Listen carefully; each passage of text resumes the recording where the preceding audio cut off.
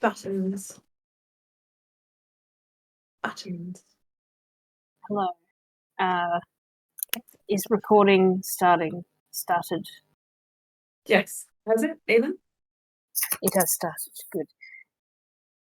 Okay, cool. Okay. Unfortunately, I haven't caught up with the start of last session, where it was deep in combat, but essentially with this ice wall, it was a bad deal. Ilaria went over it and wasn't able to handle what she saw You or can't experienced. Ilaria. Ulster is helped up over the wall. As soon as he gets there, he's mysteriously teleported away from the rest of us into the throne. All this while, we hear voices, conversation beyond the wall, and there's, it sounds like perhaps like a father-son tense. Why is blah blah blah. It is father-son. It's just not the father-son we're expecting. No.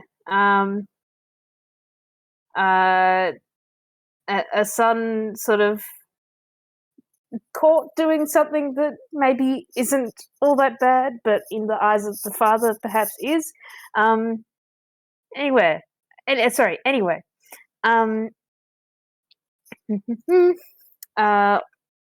Ulster is frightened as he's seated in the throne. The idea of like an executioner's chair, he feels like trapped there, which is great. There's this one of the figures that's like conversing is like one of this negative space figures that some of us have encountered before. Let's just say. I think Ulster notices that Ilaria's eyes are a bit fucked up, as if many eyes are kind of like scrolling past, seeing a lot. That's kind of the effect of not handling what's there. Ulster tries to warn the rest of us to not come over. We all ignore him because we think he's in danger. On carpet, Sleer and Loran. Astra, I wrote down Sleer. Oopsie. Anyway, Astra and Loran go over with a carpet, but Loran doubles over in what looks like excruciating mental pain.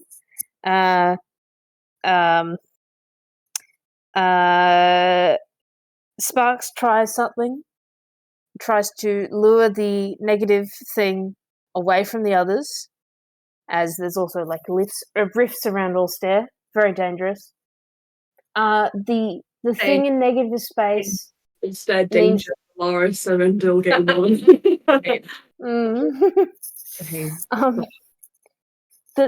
Don't forget His Royal Majesty. Sparks compels the negative space being a bit too hard, and it swaps places with her before she's then able to do anything else. And the space she swapped places into is within the ice wall. So that's bad. Sleer tries to... Astra tries to bring Ulster onto the carpet. Ulster falls, and he falls into a rift. Loran sees Ulster fall and tries to fall in, but Astra stops him. -1 strength, and so much was riding on him saving these strength throws, and I'm like, of all the throws to make him save, I didn't make him do anything. You did make him do things. You did. It's your fault. Maybe a it's your fault. A little bit. Something strange seems to happen as Loran and then Astra are pulled into the rift. and Sparks kind of experiences her last alive thought, or someone speaking to her saying that she's failed to protect the light. It sounds like a Dark Souls thing, really. Ulster senses that he's been falling for a long time. He's in this sort of like nothing. He's got no proprioception. He's adrift. And then a voice kind of speaks to him that he kind of remembers in some sort of half-formed dream. Finally, Ulster's able to feel something, and feeling the thing that this voice is coming from. It seems to be that wherever Ulster touches is where he can actually feel something in this falling rift. And Ulster holds on. And he keeps on repeating again. And that that voice is tossing up whether to actually let him try again. Much bigger than but ever. decides to give one more chance. I think Ulster, he said, in a jumble of tones, languages, as if speaking of different ages, he says, "I can do it better."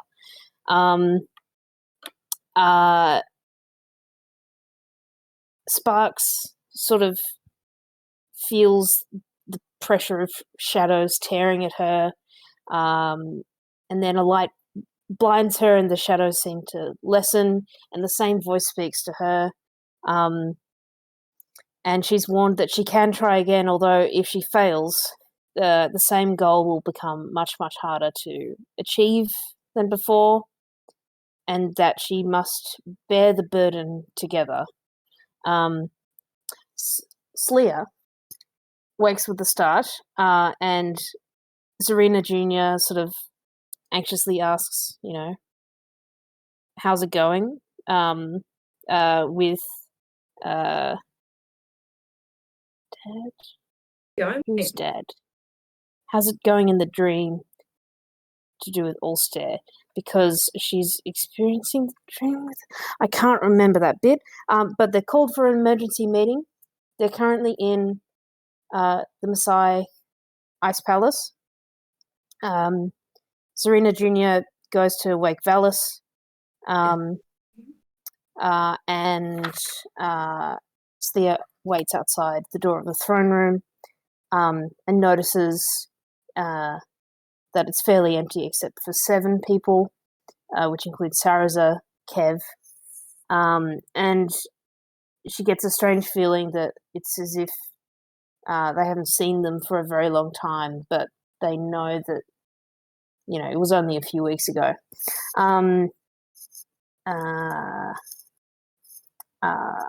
Cass is there, and it's known that she's ramped up her Sisterhood taking down project, which Sleer knows this, slavery. but she feels like she's learnt it for the first time, which is very strange. Rolmy and Sharp Pistol are not right at the throne, and Showan is looking fraught. Then Zarina and Valis arrive back, Very good. and it's revealed that Showan's been brought in for questioning as an accomplice to a conspiracy. The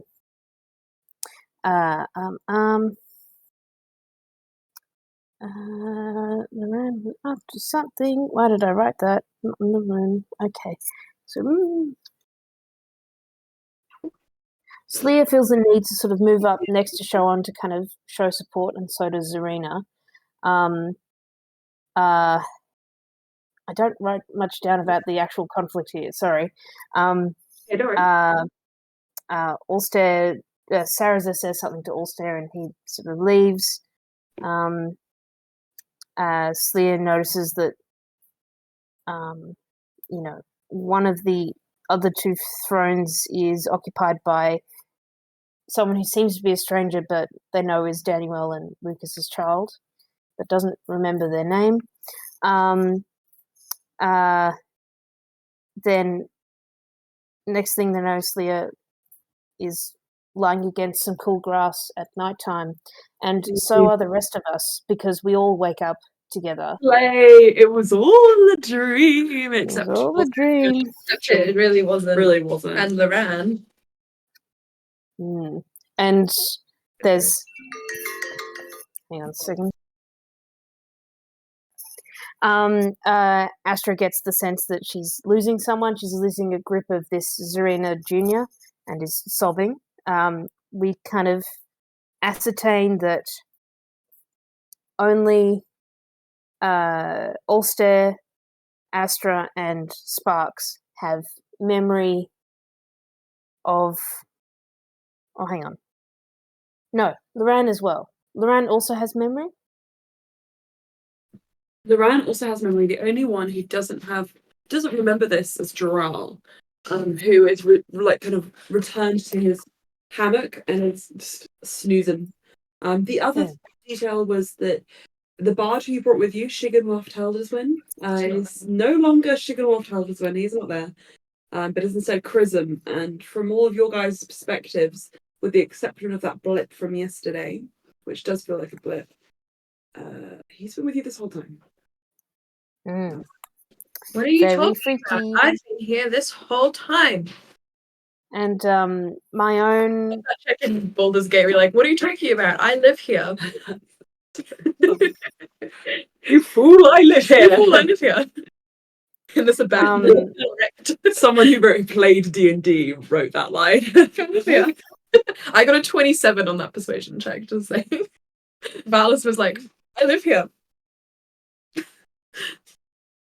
Sorry, Ellen, I just saw your GIF. GIF Yankee. Well, actually, speaking of her, she's gone. Guys, an American who posts a lot of GIFs, like Aylin, is a GIF Yankee. So that's the third time I've said the joke. It's still funny. Yes. Okay, great. Right. Let's wrap up, Anna. Do you want to Loran is feral. He's like, what are you? Talking to all the rest of us. And he tries to take Ulster with him, and Ulster slows him down. He looks like he hasn't blinked in 6 years. He points to the camp and says, death is there. And Ulster sort of gently pleading with him, like, I need you to trust me. Loran's like, I won't go back there. I will stay here and wait for sleep. And Ulster says, there is no sleep. There is no stopping. There is only going. Which is great. What a great line. No way of knowing which direction. Flowing. This is the chocolate factory. It's certainly not showing any sign that we are slowing. Sorry, my eyes are crying because they're so tired. I'm not actually crying. Tears. And Ulster reiterates to Loran that our next to all of us, I think, that our next objectives are to Shu and to Eldriliv, the next big things. The big thing. Because he knows that somehow. And he also pleads with Sparks and Ulster to essentially follow his lead. Don't interact with those shadowy things. Acknowledging this situation isn't going to help us, and that sucks. I can give some little insight there. Sparks does not like, but he trusts. She trusts. Trust in me. Sorry, I think that felt like the longest very big recap in the world. But it was quite the quite the story. So hold on, I need to see. Bananas. For a second it worked. Yeah. You were so confused. So My eyes are so watery, guys. I hope we have a really intense emotional scene because then I can use these. There is no way of knowing which way we're all going. I think that's a pretty fair comment to make, because as We don't have Alaria, do we? if you pause to look around, yes, Anna is She gone. was there, wasn't she? She ran off somewhere. As you guys are all dealing with this, Alaria, in a fit of fear, starts just wanders into the woods. Your guide. Can I follow her? You just make a survival check, please. I would want to stick close. Survival, not me. Natural one. Natural. I walk into a tree. You. Oh, Like, there's no way of knowing where we're going.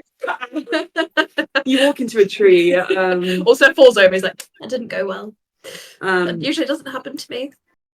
Loran goes over to where she once was, and you think for a brief moment that he is also doing a check, and instead he just gets into her hammock and closes it around himself and starts rocking it back and forth. Deal with that later. Whilst Joral is sitting there, and he just says, "Isn't she supposed to lead us where we're going?" Yep. Yes. Yeah. Also back up. Can Slia attempt to make a check? It would be for- survival. Hopefully it's Yeah, better survival. than what I got. Yes, please.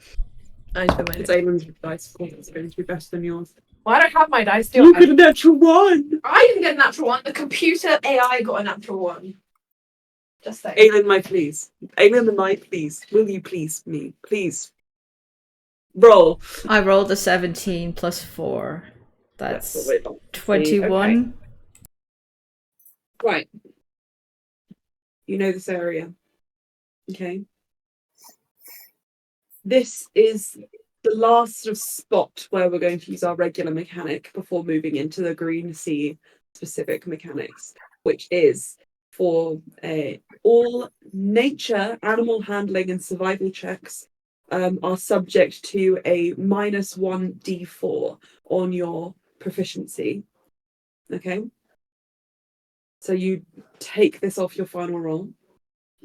And there will be some points when you get an automatic disadvantage on your attacks.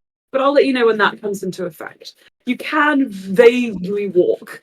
For now, because you know this area and Alaria brought you here, you're completely fine. You kind of go up to her camp area, her hammock. And you sort of like try and guide through the trees. Are you tracing her footsteps, or are you just having a cursory look? Astra is probably like getting down like close to the ground, like kind of like tracing those tracks, Okay. like actively. Step in those foots. Yeah, using those survival skills from traveling alone. Okay, so you get about Kiwi. We both got massive t-shirts. Slightly different fandoms. Yeah. The cosplay the fandoms we cosplayed anyway. Sorry? The fandoms we cosplayed. Oh, it is. Oh. As you get about, you kind of follow the tracks for maybe 15 feet, would you say? Can we follow Astra if Astra's wandering off into the woods? There you go.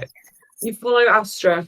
With an eye on Loran. I was gonna say, like, well, Astra does have a specific background feature as an Outlander of being able to, like, hang on. The feature is called Wanderer. You have an excellent memory for maps and geography, and you can always recall the general layout of terrain, settlements, and other features around you. Okay, now that doesn't really apply in the Green Sea, but it will apply around your area. So you take it about 30 feet around the general area of your camp, and you could probably go back about the same amount in the way you came. But this is specifically an area where you will not be able to navigate it and navigate the way out of it safely unless you have someone who can help you. But while this is happening, can I do something after you finish with Astro? Because I've just thought of something. yes, you can. And I just spray on. So you make it about 30 feet before you start feeling uncomfortable with how far you've gone. And you do track her footsteps. It's really hard to describe kind of the direction based on knowledge you would know. But you do see that there are a sort of like, there's a base of really tall knotted roots which kind of cleave up on either side. And it looks at first like they're completely, it's just a wall that you wouldn't be able to pass through until you're right up against them. And then you see there's like a very small, maybe 1 foot sort of space, crawl space, which you could maybe snake through. And you think that's maybe where she's gone. I mean, she's a halfling. She's also a druid, so she can transform into animals. So you get the impression she's either gone into that area or is still as an animal in this area. And you can point that out to people. It's about 30 feet away from your camp. Could I scry Okay. on Alari an exact location? I Yes, you will. can. I will track back to the group and. Sure thing. Ulster's got a tree-shaped lump on his forehead. He's sitting down. Okay. Astra will Right, like kind of so like you're leave here. markings to make the way back. Can I scry on her? You have to make a save. Let me get that. La la la la. 2 plus, not enough. Never mind. I don't need to add anything to that. Okay. Yeah, I get her. So do you want to describe kind of what you do to sort of set that up? Ulster sits down with his tree lump by the hammock that Lorana's in, just looks around and goes, I'm not trekking into the woods again, and just starts doing it. It's great. Your vision kind of peels away and there's like a rush and you can see brief glimpses of scenery. And then you are on Alaria. Laria. Don't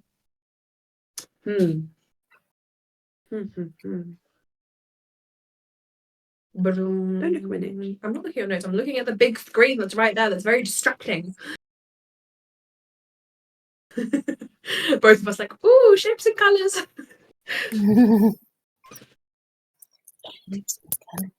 I think it's distracting. It's distracting. It's quite fun though. Yeah, I think It's like I can see what my broody expressions look like.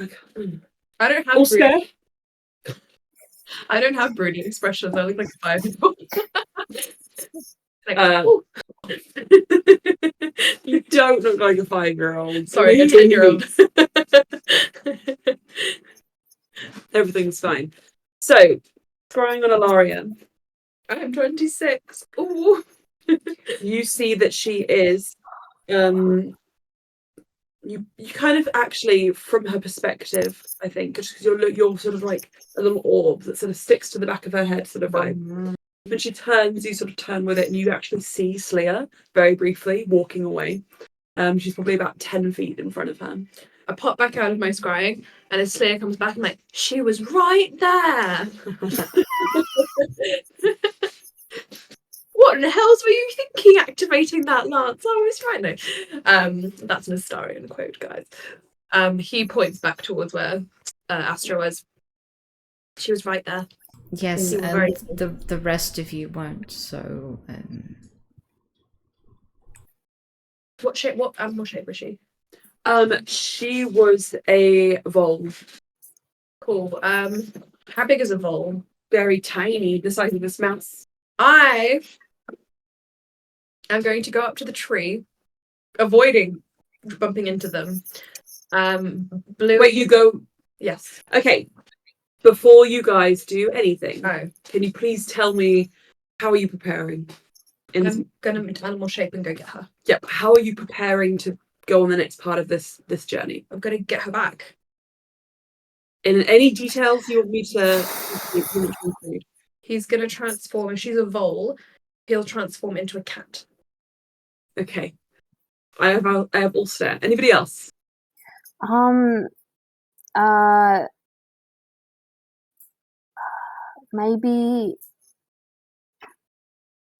Maybe an alarm on the camp area.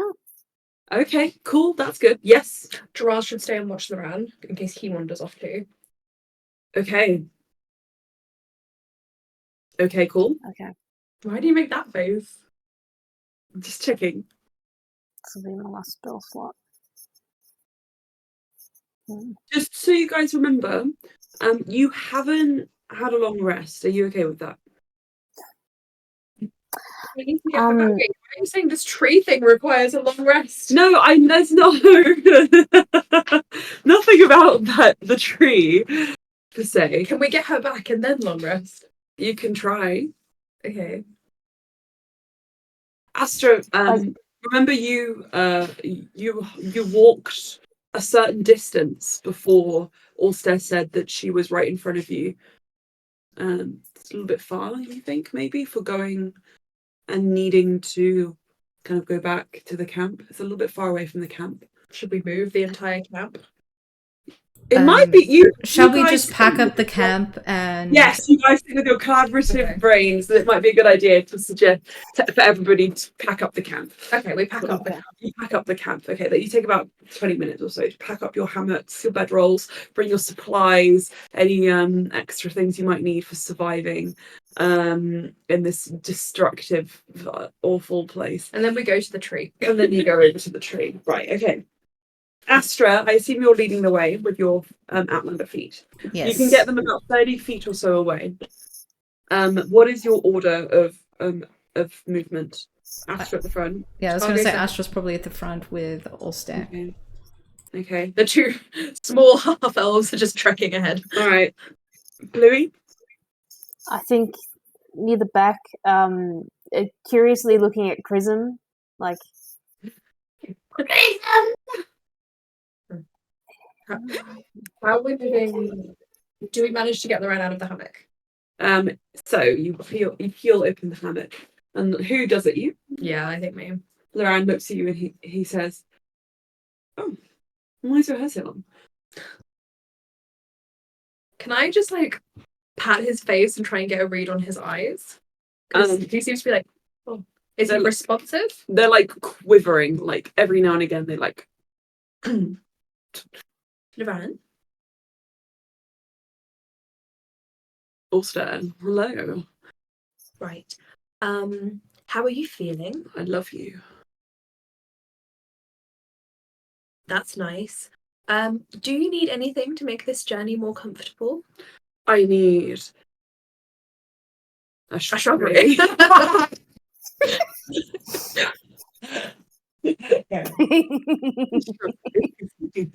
strawberry. A strawberry. No, not comfortable. I'm very comfortable. Carpet. I've got a carpet. You maybe want to hold Gerald's hand and walk with him at the back. Gerald. No. Why? That's not my type. No, not in that way. Blue. Yes. Loran, if you want to stay in the hammock, I could try carry the hammock. That's quite cute. Lauren's like, closes the hammock. Right. Once we get Ilario back, I'll You can sling him over your shoulders. I'll deal with that. He's like a worm on a string. He's a worm string. I could do like a baby sling. Yeah. Ran. I love Yes. Yeah, Ulster just looks at you, Sparks, and goes, yeah, I'll fix him later. Mhm. Maybe. So you guys, you papoose Loran, pack up your camp. Chrism is just Chrism in the corner. Gerald, I think, would be beside you, Bluey. So Bluey and Gerald next to each other, and Chrism in the middle. Yeah. Perfect. Okay. Right. And then Loran is papoosed. Ran is papoose. Carry. Loran's cured.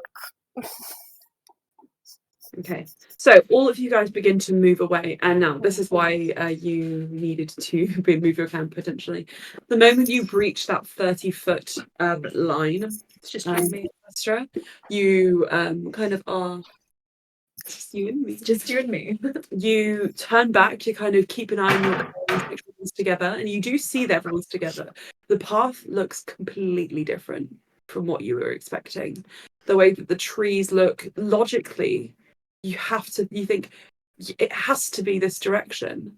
And you kind of test it briefly.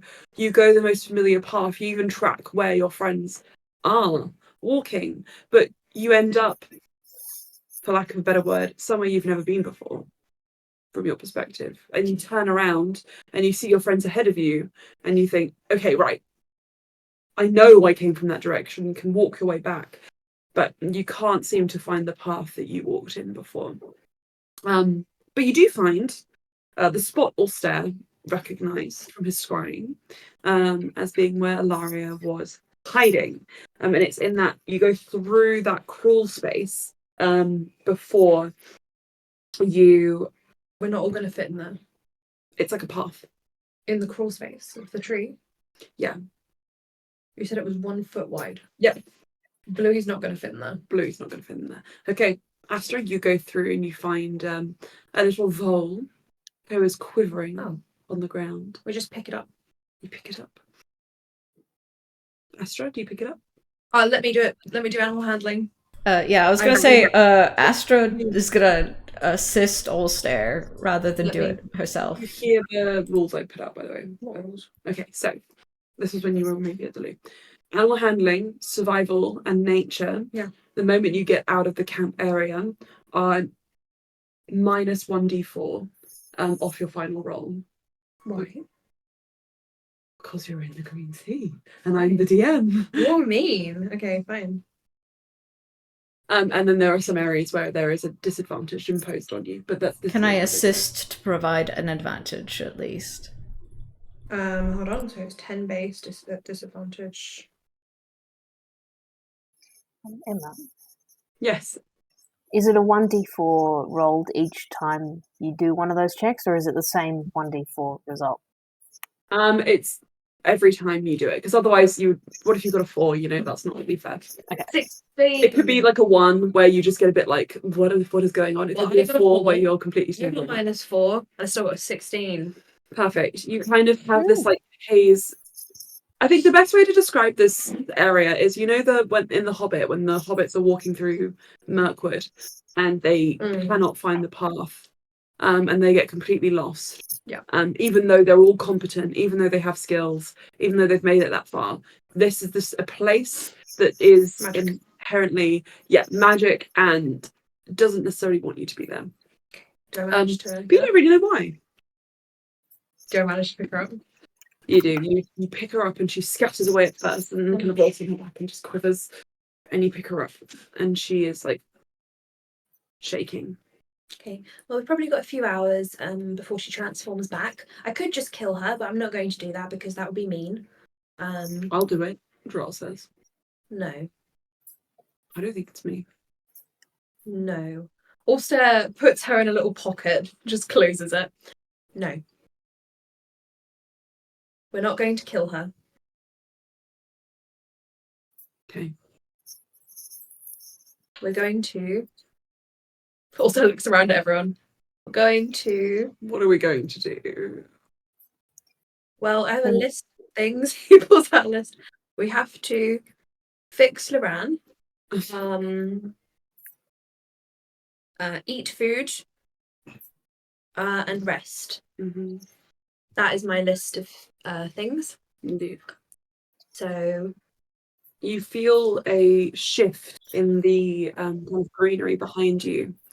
And you just hear a voice sort of say, "Why, that's a mighty fine list."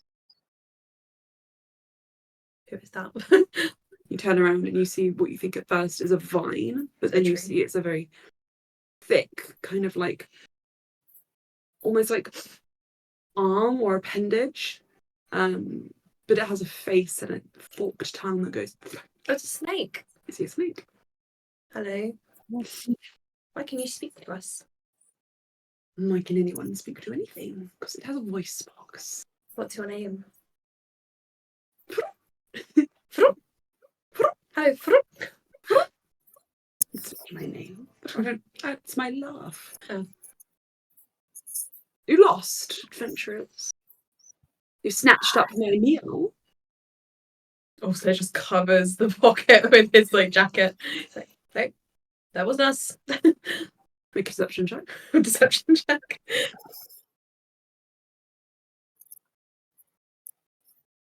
Oh, sick.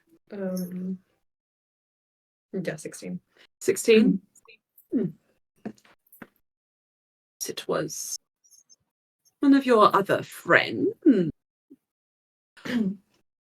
But you seem lost, nevertheless. Bluey? Excuse me, Snake. Firstly, are you a fan of rest? And secondly, if you are, where's a good place for us to rest? You want to know a good place to rest? Yes. I want to insight check the fuck out of this snake. Yes, same. Yeah, I do too, if that's okay.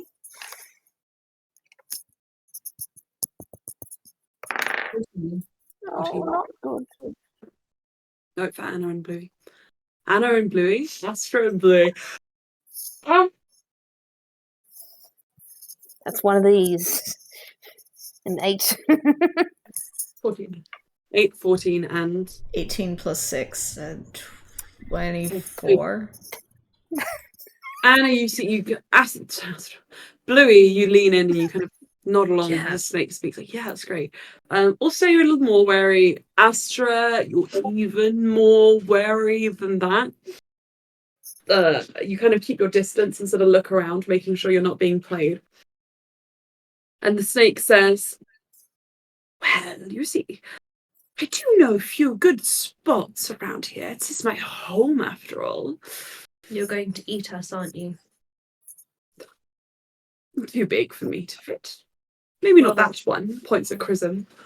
Maybe not that one, points at your pocket. How big is the snake? It's about a python size. Also starts talking about the properties of the jaws of snakes and how, in fact, it probably could eat most of us, except Louis. Could, but would not be wise. Yeah, I taste terrible.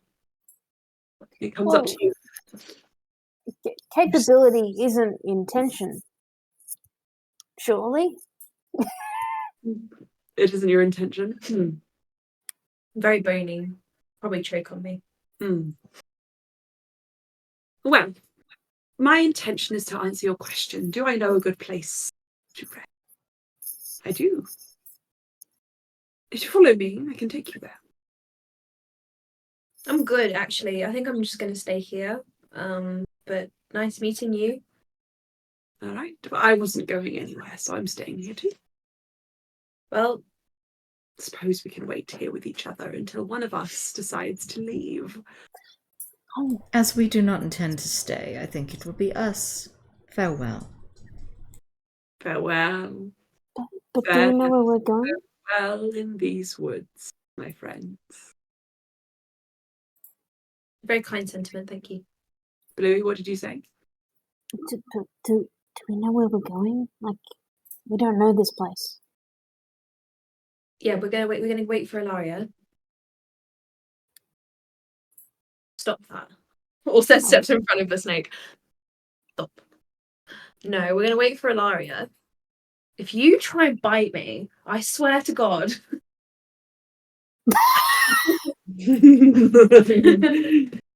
I will become a bigger snake and eat you. And it starts curling around Bluey's ankles like, no, so mean to me. Look, We I'm should sorry keep they're mean to you, moving. but if you could not be on my ankle, sorry. It's a recent Right. experience was Over your feet and goes over to Chrism instead and just starts twirling around him. And he's like, okay. I will pick the snake up and just hold it. It's quite big. Yeah, with both hands. Okay, make a. Oh, I'm sorry. Is it a strength check? Make a strength check. It's a contest with their dexterity.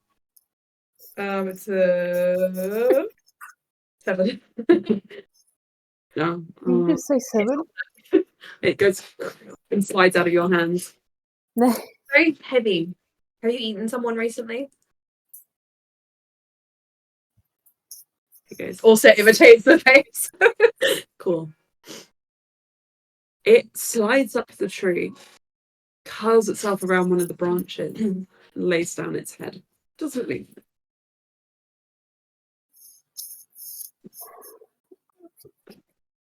We've got to rest. In Can we short. do that here? Or no? Are you going to follow us? Ulster calls up. The snake just slips out of its tongue. Ulster's mentally taking the measurements of the snake so that when he becomes a snake, he'll become a few inches bigger than the snake. Okay. Well, it won't be a problem. If it gives us trouble, I will eat him.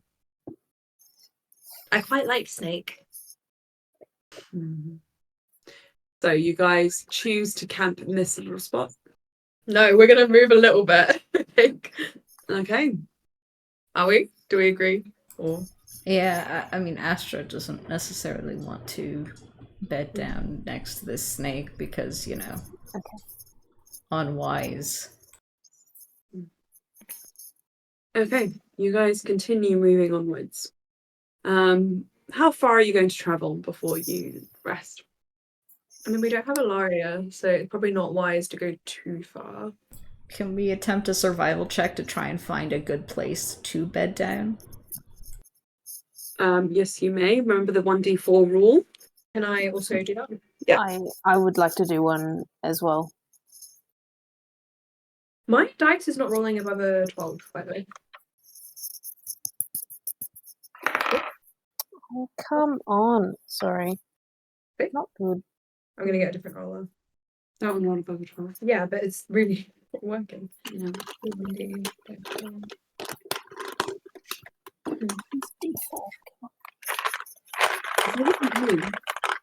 Doesn't Let's let roll me. 217. Doesn't let me. More than 6. I got a 5. 3. Give me a sec. Mine's not bad. Right, 50. More easy. Whoa. Aelin. Check. Yes, and mine is a d4. This website looks. Aelin, that's a very sexy dice roll. I'm already rolling. 4, which is 19, and then minus 4. Day 4, minus 2, 4. Okay. Minus 1. 18. 18. Perfect. Okay, so altogether, you guys managed to find, after quite a bit of searching, a flat kind of plain. It's just a sort of like it's where two kind of root systems cross over and have left like a little gap that's gradually clearly been filled with like mulch and dirt over time to make this like leveled platform. It's about 15 feet wide, 10 foot long, so big enough for you guys to lie down quite close together. But there's nowhere to put your hammocks. You've got to lie on the floor. Bed rolls. Okay. Okay. Can Ulster make me an intelligence check, please? Yeah.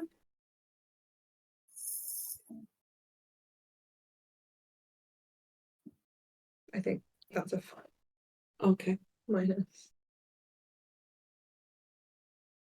8. 8. You think it's gonna be a little uncomfortable sleeping on the floor, but there's not really an alternative at the moment. So Can I get some moss to make it a little bit more spongy? yeah, for sure. He starts peeling moss off rocks.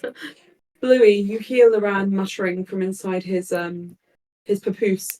Come in a minute, carpet. I wanna lie on the floor. I wanna be in a bed. Okay. You okay? Just opens to show Loran to Ulster. Ah. I mean, we all need to be comfortable, Yeah, but how do we get Loran comfortable? Ulster just gives around a little pat.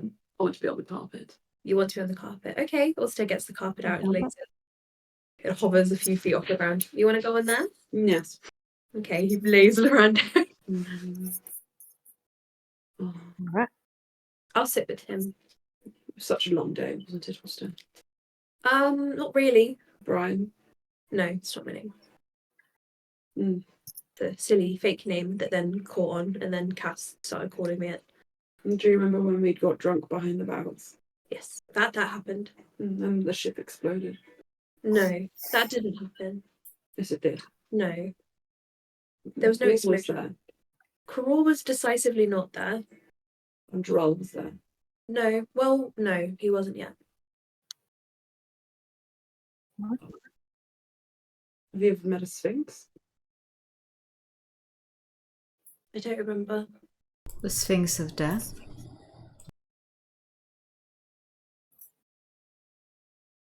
You guys are all being very. All being very what? Sorry, I think I cut you off. You're all being very confusing. Ulster says. Please. Best not to be confusing, because if you get confusing, people get muddled, and then bad things happen. So Loran lies down on the carpet. I'll sit And with him. you guys can also sit with him, and you guys can arrange your bedrolls on the ground. And you hear a little rattle. Is it Ilaria? I couldn't rattle. Is it Ilaria? You're not listening to pitches. Is it the Shivering. snake? Make a perception check. Can I also? Can I also as well? What's everyone? Ooh. Nothing gets taken from our perception this time. 24. 24. 16. Nice. 18. 8. Okay. So Astra, 18. you're kind of 18. 18. Sorry. I was like, wow, that's low. Okay, all of you kind of look up, all stare, pointing it out. Look, and you see up about 20 feet up in the tree line, you just see a sliver of scales. Dragonborn? No. Snake. Snake. Dragonborn's snakes, Lorraine says. Darling, No. we know you're still there. You call out to them? Yeah, just You know, like a low murmur kind of thing. Mhm. Loud enough to be like conversational, but not like over loud. Okay. Fair enough. Right, I think we should take watches in pairs. So And Droll we can't. can go with anyone. Loran's not going to do a watch. He's going to sleep. I'll go with Astro. That sounds good. I'll go with Bluey. Okay. Go yourself. I guess if we're to rest fully, we need to take some of the daylight to sleep, right? We will. You guys, yeah, you guys need to sleep for 8 hours each to rest, which means that you are going to have to do, if you're doing 2 groups of 4, 2 watches of 2 people, that you're going to have to do, A beard. you're going to have to rest for 16 hours before you can go. We like it. Wait, That means you're gonna be resting for quite a- 16 hours? Not So like you guys everybody need- taking like 2 watches of 4 hours? because you In guys need to prison? take 8 hours of sleep. But we'd already had 4 hours of sleep. That doesn't work like that. does in the real world. And maybe this is fantasy. If you interrupt your long rest, you don't necessarily get back what you've accumulated. Waste of time. Oh. Fine. I'll say you can. I'll say you need to be there for 12 hours. Fine. Better settle in for the long haul. Okay. Also grows more moss. I could have just done this to begin with. I don't know why I collected it. That's so funny. Okay, you guys all bed down. First watch. Who's with me? I'll go first. Okay, Ulster and Bluey. The 2 of you sit up whilst the rest of them go to You bed. just sit on the carpet with him. Okay, Puts Loran's head in his lap. indeed. The floor looks very comfortable. Astra is curled up covered by moss, most sinking into it. Mhm. Joral is like, but also like Often. sleeping in the moss. Mm. And you keep your eyes out, open for any disturbances. Can I have a secret agenda of trying to test Loran's reflexes and responses whilst we're watching? You may, yeah. Not so secret, it's just that he's obviously got one eye on perception and one eye on Loran. Then you can make your perception with disadvantage. Okay. Okay. Make a perception check, Bluey.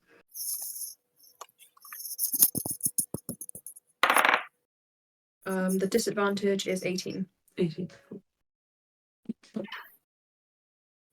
She sees nothing. Nothing. Okay. Too busy staring No. at Loran. What are you looking for? So you're keeping an eye on the sleeping people and the surroundings. Also, you're keeping an eye on the surroundings and Lorraine mostly. Keeping an eye on everything. Also, nothing really seems remiss. You do notice every now and again a little rattle. I hiss back very loudly when I hear it. Mm-hmm. Not very nice. Sparks, obviously, when they call out, you hear that as well, and you know the snake is there. But also, when you kind of look, you open Loran's eyes, and as he's resting, they are like looking around. Mm.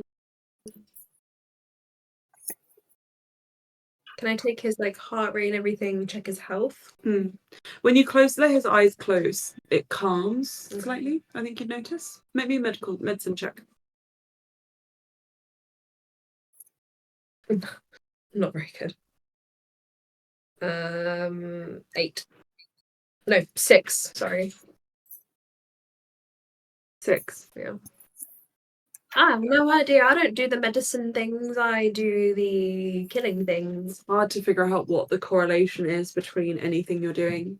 Like the points where you feel his heart rate lessen feel as sporadic to you as his heart rate when it's loud and fast.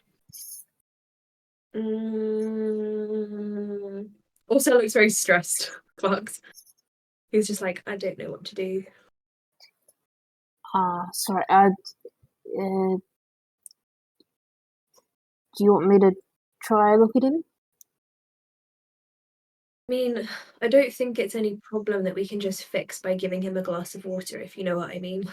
Kind of going to be trial and error. I'm thinking.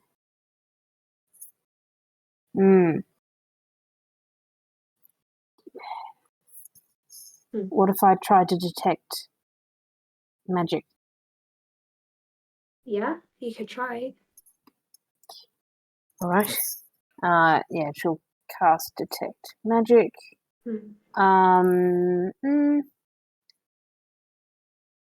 I could, if there's any magic there, I can see a faint aura around the creature or object, Loran, within 30 feet. And I can see the school of magic, if any.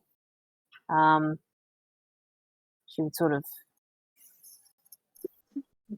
touch her shield and then look confused and then just like look at Loran. Does she get any particular type of magic from him? Just something.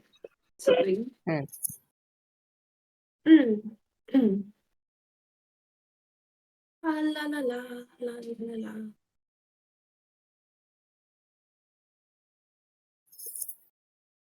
So as you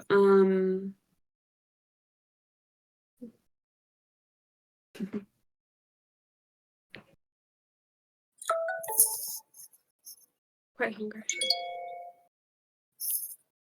we should make some breakfast. Hang on a moment.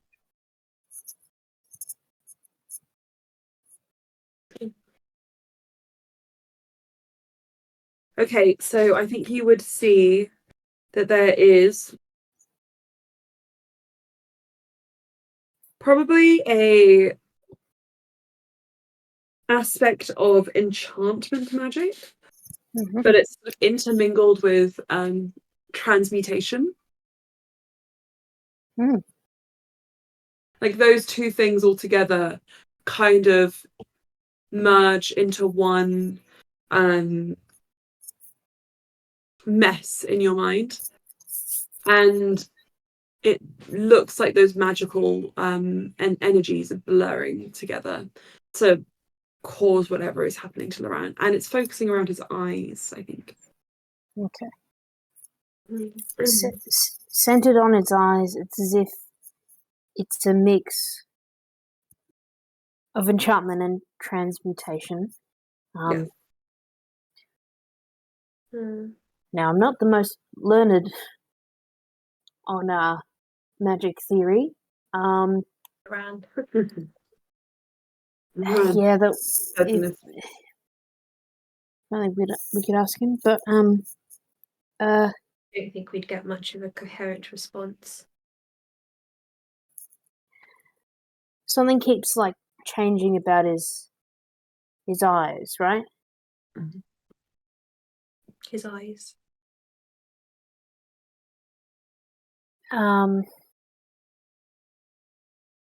Something is being changed about it, but he's saying things as if they've happened, but you know them to not have happened, or to not have happened yet. Is that It's more along the he's referring to things that I've never experienced.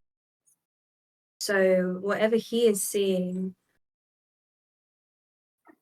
I don't necessarily think it's all of me. He seems to be addressing people I don't know who might look like me or have my name. I don't know. but I it's think he's seeing too much. it's like he's been made to see things that keep on changing him. If you can try and You guys kind of like, as you're talking to each other, Laran kind of like stirs slightly, Probably hard to sleep with us just chatting. and his eyes are like only half open, sort of half closed. And he just sort of says, I was so unhappy. It was so dark. And now it's so bright. Can I take some moss, cool it with water, and just press it over his eyes? Okay, you put like a cooling pack Yeah. over his eyes, and he just sort of sighs a little like relief. He's like, ah, I'll stare. Laran? Where am I? Ulster is like, okay, coherency, and holds Laran's head in his lap and just moves his fingers through his hair. You're in the Green Sea. You're with me and Sparks. We're watching you. We're watching over you. We're not watching you in a creepy way. Just watching over you, you know. I don't know, Sparks. You do. He No. takes Sparks' hand and puts it in Laran's. Oh, and he just has like he feels your hand. Dragonborn. Mm. Yes, Bluey Sparks. Very good, very good. How could I forget? And he just like lets his hand like kind of drop, and then goes quiet. Is he sleeping? Maybe little fitful. Can I insight check if he wants to speak or if he seems to want to rest? If that's okay. Okay.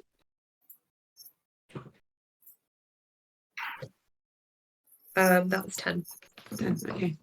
It's a bit difficult to tell. Also, we'll wrap Laran back in his papoose.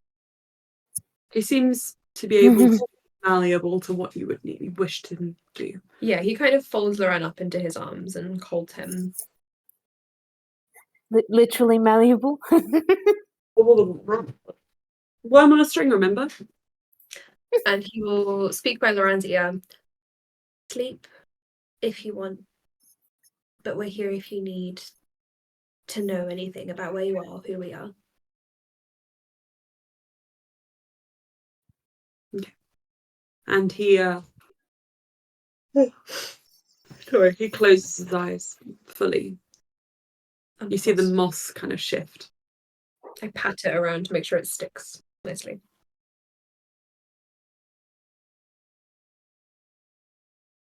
You guys look back to check on the others.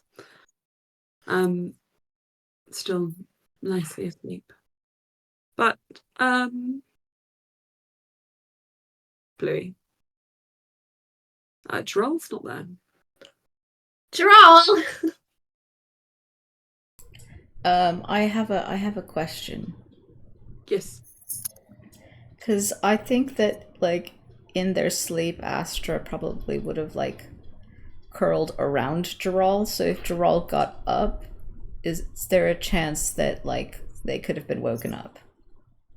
I think that Gerald would have not necessarily been as comfortable with that much physical touch, but like a handhold. Oh no, like it wouldn't have been a conscious thing. It would have been just like when somebody's sleeping and they gravitate towards warmth, kind of curling around him. I think that you would have felt him kind of adjust to have a little bit of space, and maybe letting you have like some contact with the hand, like he had let you hold his hand before. So you would have felt that shift. This you don't really feel him get up. He just disappear.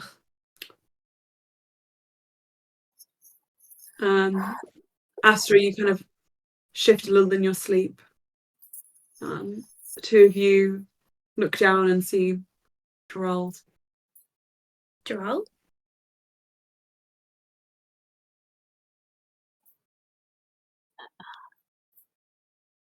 I mean, I just did my last spell slot, but Don't worry. Also, we'll scry on Gerald. He's got 2 more. Okay. You scry on Gerald. And you see he is still where he should be.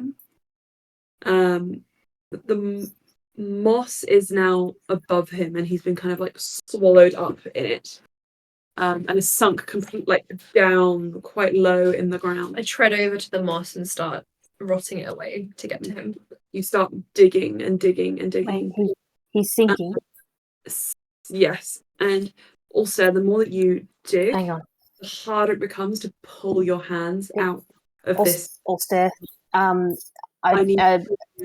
Bluey hops down, remembering the rift below her hammock, and she gets ready to like hold on to Ulster. Okay. Sorry, it's more of a okay, right. Bluey, you go and you try and grab him. Ulster, can you make me a Constitution check saving throw, please? Why? It's doing the same thing. I mean, they are randomized. You could use the D&D one. We had real dice.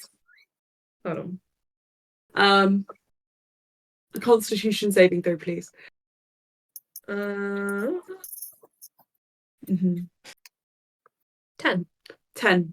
Okay, you start digging through this muck, and it becomes harder and harder as your body becomes more tired. So you pick up the very drowsy Ulster. And Sparks, you pull him up. So, I mean, you know what? No, you don't need to make a strength check, I don't think, for this. Astra, this would wake you up. And you see the ground where Gerald was lying. Unlike you, where you subconsciously made sure to put your bed somewhere sturdy, Gerald seems to have been lying right across the middle of the sort of like mush pile, where those two, the kind of like those two roots had a gap. Astra's going to like frantically try and dig him out. Okay, just wait a second. You see that the hole that has been dug there kind of has like a sinking nature to it, like the muck which Ulster has been pulling was sort of like sinking down. You start digging. I need to maybe a constitution. Please. Okay. Oh, that's, please, Am I please be still awake? careful. You're drowsy, yeah.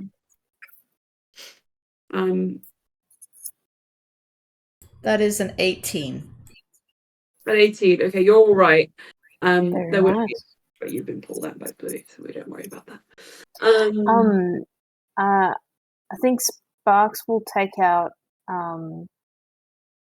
2 of her javelins, and if they're long enough, lay them on the top of this hole Yeah. thing, and perhaps it could be something to hold on to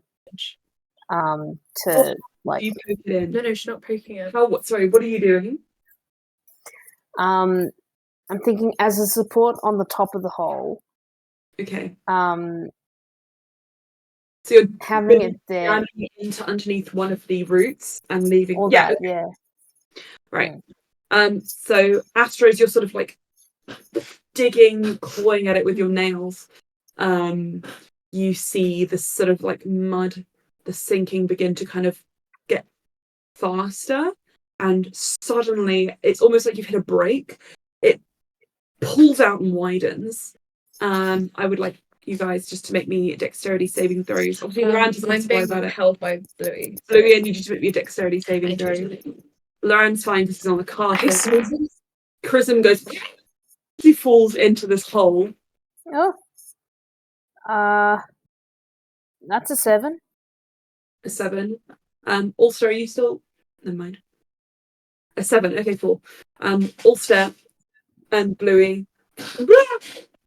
Astra.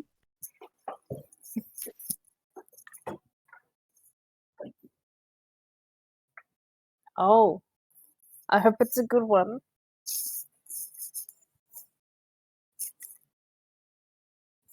I expect only the best out of your dice, Alan. And you could tell it's a different one, but it is a another natural 20. Okay, Aelin, Astra, you managed to sort of like hold on to this leverage that Bluey made earlier, slipping with your feet and almost getting sucked in, but like just about holding onto the edge. As you just see this area, this gaping flat kind of plain, begin to collapse in on itself. Oh my god, what is this monstrosity? Oh my god. Pretty. Terrifying. Huh? And you guys begin to sort of like crumble through this like ground, this hole in the ground. And everybody except Astra is fallen. Loran's on the carpet. And one by one, splash, splash, splash. Bluey, Sparks, Chrism, you guys fall about 10, 15 feet. And you hit what appears to be a body of water underneath the roots. Am I cushioned or squashed? You are being held. I mean, it's like you're jumping off of a short diving board. This is deep enough that you're not going to get necessarily damaged. It's just a bit uncomfortable. As you are spilt into this water, and you see kind of like floating there, like still like being like held aloft by like a little like floaty of moss and driftwood is Gerald, whose eyes are open, and he is looking at you, and he's like,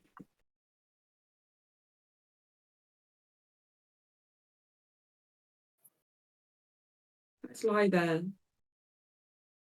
Hole open, you can see the tree sky above you. Ulster's nervous about Loran with the snake. And you lie there and wait. You hear a soft skimming. Oh, for fucking Gollum.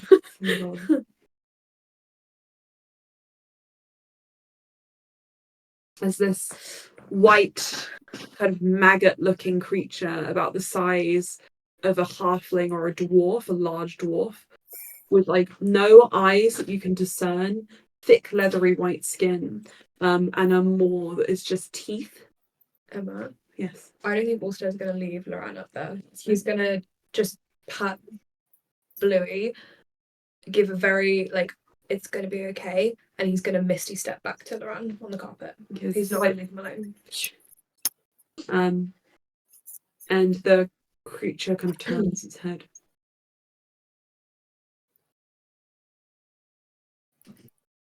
Well, noise, don't make that in my direction. And it starts, from where you disappeared, starts skimming towards Bluey. So you appear on the carpet upstairs. Right, I'm going to... Esther is hanging off of the javelin, but you can get your footing quite easily. I'm going to put a hand over Loran's mouth gently, so in case he makes any noise, and wake him up. Meanwhile, I was gonna say that I think Astra, seeing everybody else fall in, would have gone to try and wake Loran up already. Okay, Ulster's woken him up. Mm-hmm. So Astra and Ulster are over Loran. You guys are on the carpet, and you guys can kind of drift. And you sort of like see over the hole.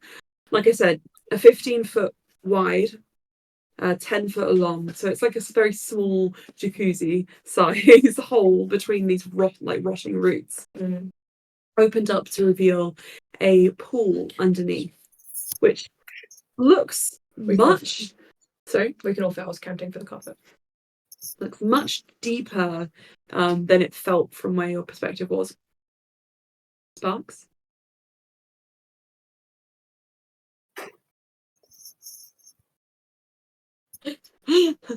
You make that motion. Joral looks at you and goes,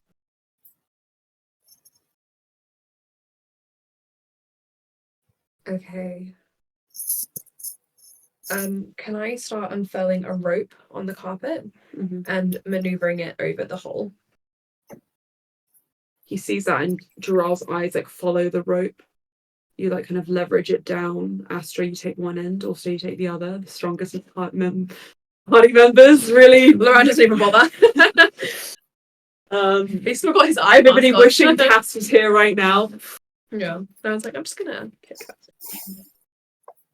Sparks, this thing comes right up to you. Circles around. Do you do anything to sort of help hide yourself from it? It seems it cannot see you.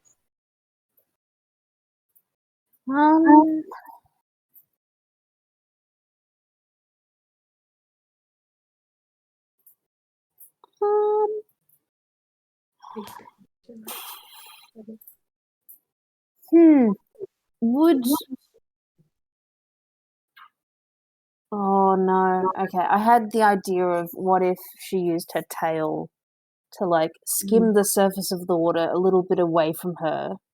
Ooh, okay. But that worm might be quick enough to actually latch onto it, so I don't know. But It's it might be worth a go. It's a worm. It's got two long arms and a mouth. Disgusting. And it just kind of floats on the surface. What is this thing? Creature. What is it? It's a creature. What's it called? I'm not going to tell you. Not going to tell you. I made it up. You made it up. Whoa. So creative.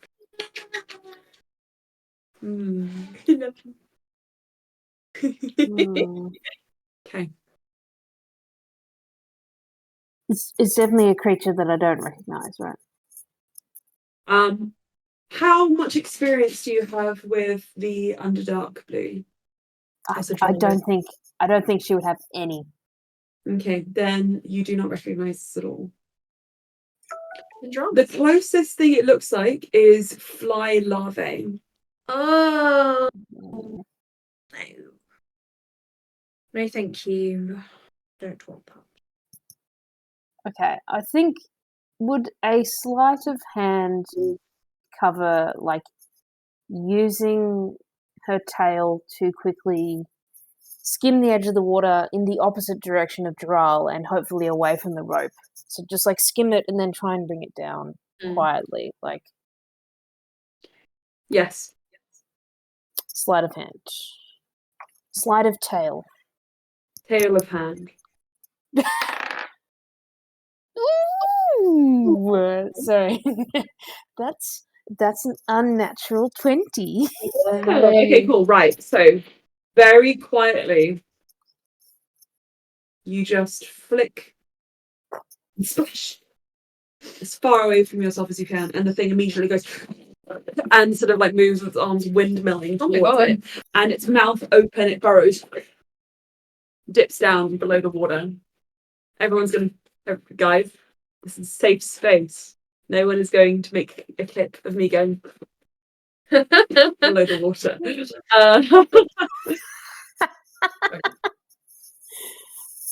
And in that moment, Bluey, you feel the rope kind of like just drift by you, and you whip your tail down. You feel a current, a splash. You grab Gerald. Gerald's a little bit far, but you can try. Do you want to try and use your tail to like lend him a hand?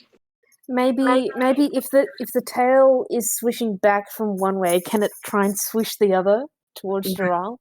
You lend him a tail, and he reaches out. He should make this will be fine.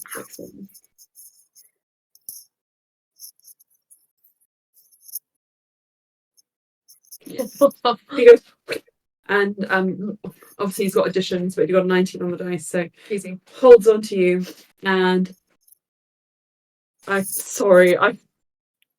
gonna ask Loran to help if this is okay. That's fine. Like, Loran, just keep your eyes shut and relax, but hold on really tightly, okay? Okay, right then. How about all? Would you guys like to roll with advantage, or would you like to each roll and see how it goes? Advantage, please. Do you want to roll? Can Astra and I roll with advantage? No, then one person rolls with advantage. Astra, what's your plus or minus? I am the identical to Allstare. You do it. You know what? I trust you more than Allstare. You do advantage. Can I also roll a cheeky guidance if Astra's just praying under her breath? Sure. It sounds like guidance. That's how I saw in my guidance in real life. Did Chrism fall down, or is he still up there? Oh, Did he fall?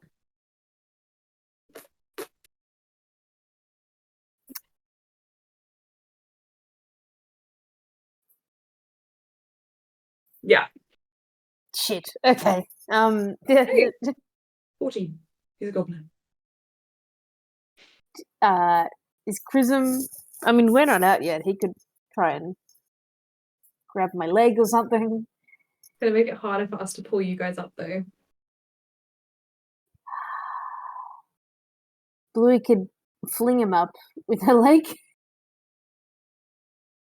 That sounds like a really bad idea.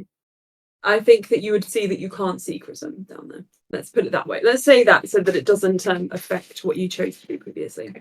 Okay, I had already rolled and I took a picture and I sent it to the chat because it's stupid. Oh my god. Nice. For a 21. Because I rolled a 2 on guidance. Okay. Wow. Suddenly, Astra is just overtaken with rippling muscles. Yeah, you had like, your... Okay. Astra is running on adrenaline and nothing else, I think. Adrenaline car mom, you know? Yeah.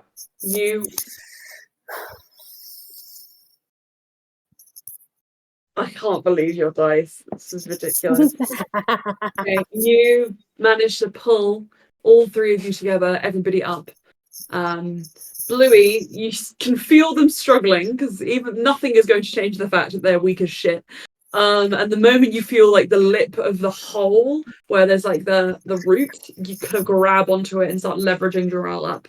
And Doral scrambles up and immediately says, "Stop that thing!" Sorry? Moss over it again. Yeah, so you can grow some moss and get it to kind of like cover it up. And Oh, where's Prism? Yeah, Kristen's fucking dead. Also says. and Jarrell immediately scrambles like a cat. He's just been dunked in water up onto the carpet, encouraging Bluey to come up as well. And he just says, "Makes sense. Makes sense. Yes. What is that thing? That thing is a dark spawn. They're like gnats or flies or worms. They live on the surface of dark water and deep holes, stagnant things. And they scrape life, eat whatever they can find. But it points to a larger issue. What?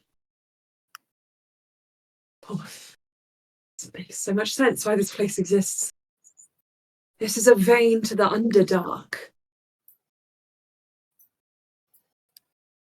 It goes deeper. Its roots grow further than any of these trees beneath this place. Right, I'm gonna bring the carpet up. Okay, you go up into the treetops.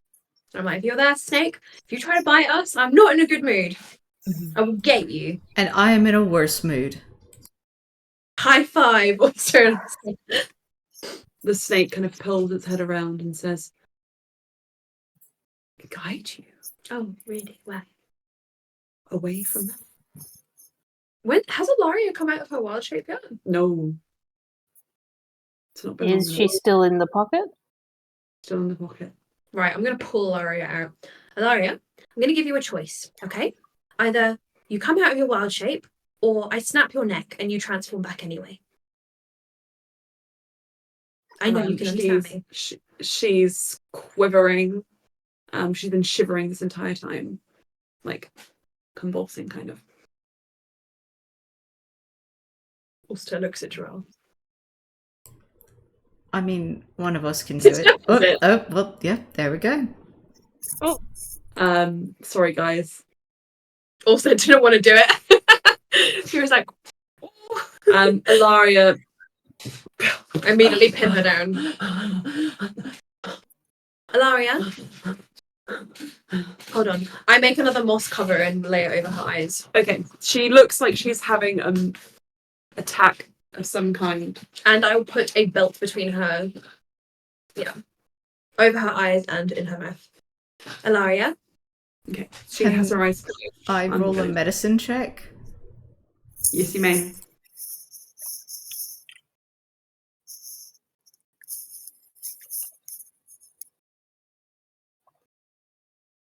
can we get sugar? It's a dirty 20. Yes. With a dirty 20, you manage to sort of like calm her, like kind of pulse, her heart rate.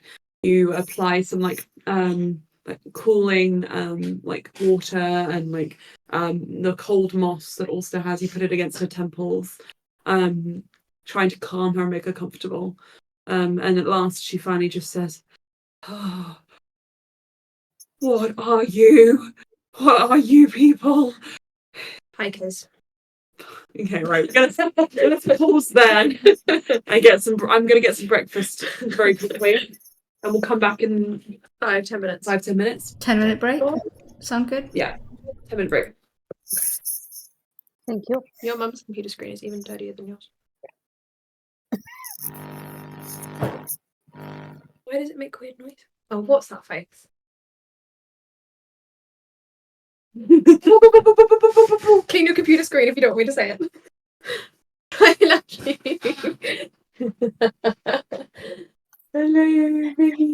you. Y'all are adorable. I love you. Release me, I love you too. Okay. Release me. Okay, so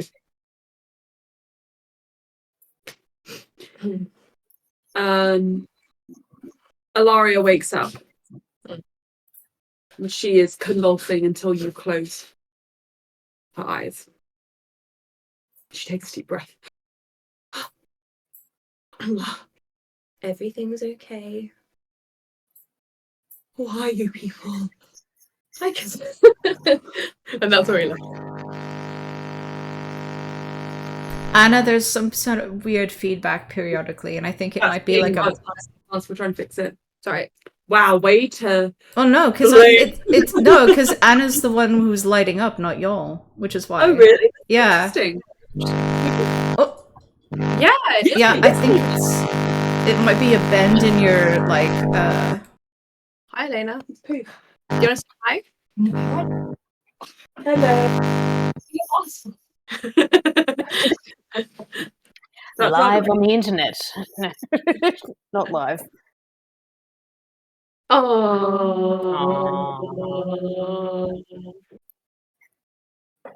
It sounded like you were going to sustain that note for a long time. Wait, just 1 second. I just need to make Elena some breakfast. Like we are playing long note for the Sorry. choir/band kids. This is Hello. Elena. Hello. Fresh from my grave. New grave. Did you sleep okay? Oh, Yes. are you the DM now? Yes. Yeah. What's the game gonna be about? Don't do this to me. I just woke up. We all have a long rest. We all have a long rest. Yeah, that would be nice. Except Emma keeps trying to fucking kill us in our long rest. Why don't we Yeah. kill some babies? Kill babies? Kill baby. I mean, we just killed a goblin. Kind of. Maybe he's fine. He could totally be fine. Tom always says to me before I start my D&D session, I hope you burn the orphanage. I mean, is Tom looking to get you to break your paladin oath? Babies. Kill the babies. My mom's I'll have to ask them. Elena's just woken up and it's just about to go 11. We had a very long, painful day. My feet hurt. You don't understand. They were very, very sore. The shoes look really nice, but did the shoes not help? Well, I only wore those shoes for about half an hour because they were very Valid. painful. But then I had a pair of like slip-on red ballet flats. But the thing with those is that it was basically like walking barefoot on concrete. Oh no. Yeah. And I have collapsing arches, multiple health issues, chronic pain. So throughout the day, my legs just started collapsing at intervals. So we had to swap shoes quite a few times, Elena, me, and Emma. And luckily that kind of got me through. But yes, my feet were very swollen last night. I have some random mysterious bruises, which I don't know where they came from. Probably just my body hurting itself. But it was really fun. Like I know that like it's not good to do that often, like push yourself through like really bad pain. But we didn't have much time. Conventions go really quickly and they only come around every now and then. So you're like, even if I'm in pain, I'm just gonna keep going until I can't anymore. So that was my mindset. Yes, if especially if you have the time to rest up afterwards, then then I guess that's a thing you can weigh up. Exactly. And it was worth it. I mean, we pretty much did everything we wanted to do. We only missed out on one panel because we were in Neil's queue. Did I show you guys this? Someone printed this out and put it on. Because his queue was so infamous that yeah, we took a photo with it on.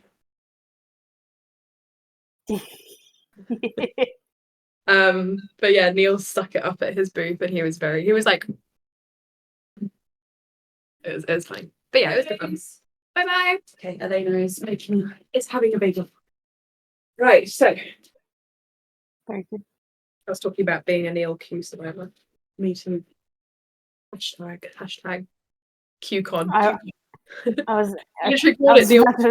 Yeah, I also queued for the Magnus Archives people, and I met Jonathan Sims and Alexander J. Newell and cool. Lorianne Davis as well. So it was pretty cool. Well, right. So Run the carpet. Valari's like she is lying there. The floor is yours. well, the floor isn't ours. It's that worm thing's. Bluey says. Yeah, we have the carpet. I think we just can we bring the carpet above the tree line? Yes, and the snake kind of like rattle. I boop its nose and say, go away. And retreats back to the tree line. I'll be here when you need me. What do you want? We're not even that tasty. Also brings the carpet all the way up. Sure. Ilaria, is that snake your friend? Snake. Shouldn't trust things in here. No, we don't. That's why we haven't trusted it. Good. What are you? I told you, we're just hikers. Why did you show me those things? Didn't show you anything. That was a mistake. I saw. This is good, actually. Wait, what did you see? Because then maybe we can figure out what Loran saw. I was chained at the foot of a palace. I was dead. What? I was crushed under rubble. I rotted away. I was trapped in that place. And I never got out. Right, let's not think about that anymore. That sounds really awful. Yes, but you're my fine. goodness, if you saw all of that and you're asking us who we are, what we are. You.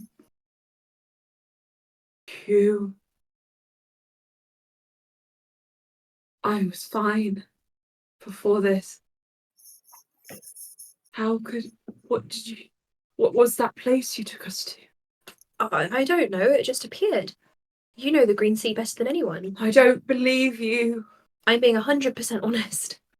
Make a deception check. I am being honest. I don't know what that place was. You know where it was. No, I don't know what it was, though. Semantics. Fine. She says, fine.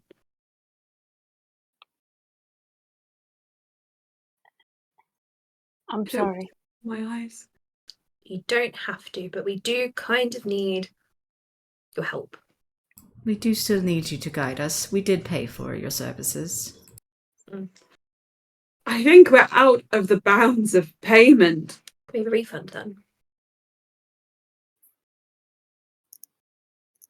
Prefer not to have one, though. Can we Guys, just Gerald. should we Yeah, Blue. should we all just try and get a long rest? Yes. What did Gerald want to say? Gerald says, before that, I have to ask. Go on, Gerald. Floor is yours, or carpet is yours.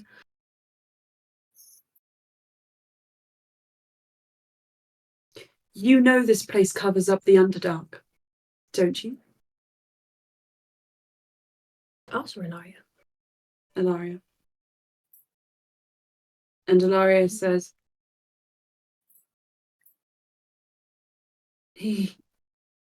Sylvanus cast his seeds over this land in order to protect it from what was below. Isn't what is below part of nature as well? Well, it's a bit of a dubious discussion. Sylvanus has some very old-fashioned ideas. What was below had pledged itself to someone else. He's also intent on destroying. Yeah, as a druid myself, I have complicated feelings towards the matter. But the war of the gods is not my war. All I can do is protect and help people who wish to come through here. Yeah. But you have to understand what is below is not part of the deal. There are monsters there. There are monsters everywhere. Things without thought. Things that cannot be reasoned with. Like crabs. Like crabs. Like crabs. Sorry.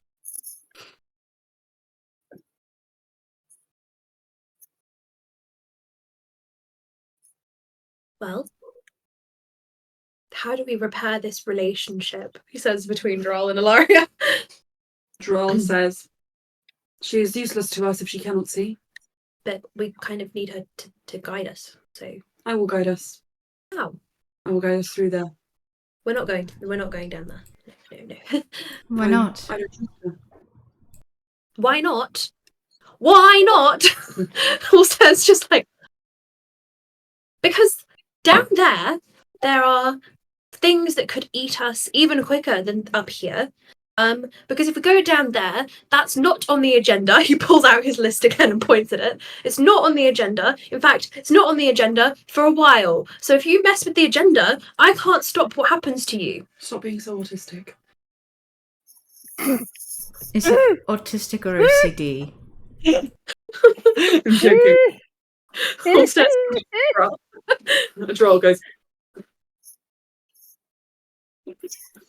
Also, my question was legitimately because sometimes I can't separate my autism from my OCD traits, and I'm like, which one is playing ball today? Which one is it today? Also looks very upset. He's got his list in hand. He's like, it was a joke. Look, okay, I know, Jarrell, that you know the Underdark, and I know your son is in the Underdark. I know that's very unfortunate. I don't, however, think that he is underneath us right now. I wasn't. So that is the motivation. But if we go through the Underdark and we get murdered by creatures, what do you want now? That's not my motivation. Okay, thank you for I clarifying. think it was just a better detour since he knows the Underdark better than the Green Sea. The Green Sea is not open to us, but the Underdark could be, and really one way is just as valid as the next. Alistair rolls up his paper. This is not on the agenda. Ilaria says, I cannot advise this. Cannot. I may not be able to see, but I'm sure I will recover. Besides, aren't you Ilaria? following in the footsteps of that person? The one with the potions, who I guided through not 3 days before. Big Ed. Alaria,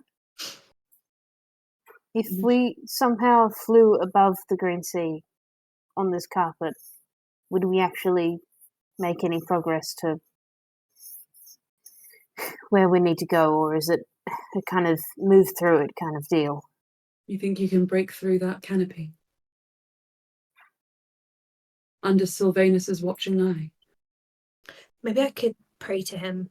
Not really a cleric, but I could be like, God, Daddy, please let us through the leaves.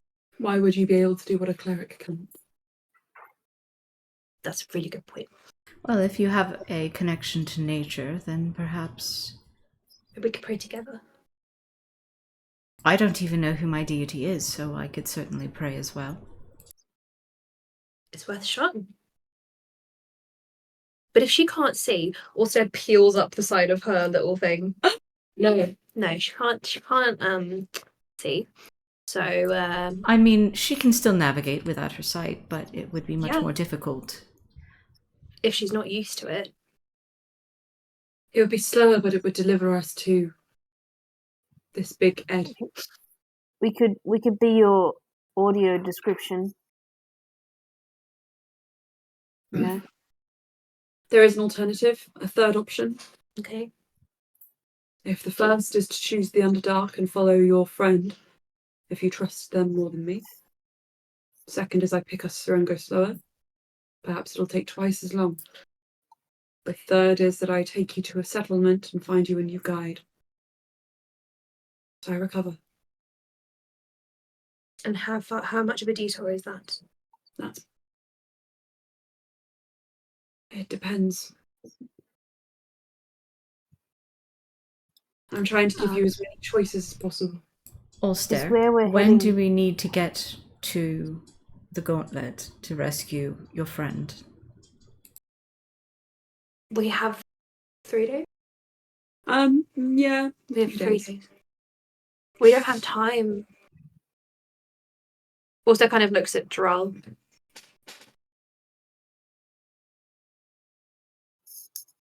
Do you know this area of the Underdark?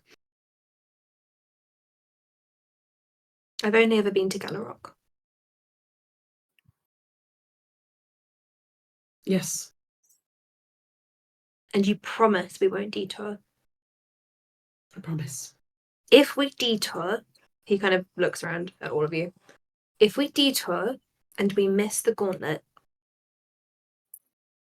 if we miss Shu, I can't promise I can get things back on track. That's for us to do as a group. To continue and make sure that Asher just kind of like trails off. Then the only option is the Underdark then. We don't have time for Ilaria to adjust. We don't have time to go to a new settlement and convince a new person to take us.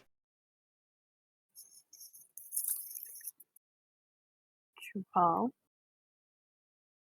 is there any way we can guarantee Ilaria's safety with us, since we can't leave you here? Droll looks at her and says, I can guarantee no one's safety. We can send her back though. We're not that far. It's one day. I can create a companion to take her part of the way. I'm sure she can create her own to take her the rest. Ilaria says, No, I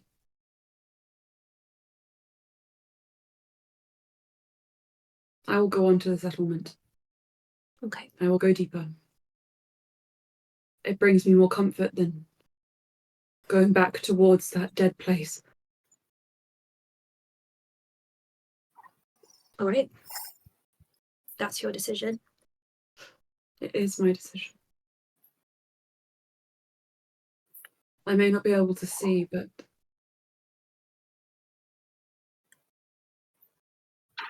I know this place. Better than us. We do have another problem though. And Auster looks at Loran.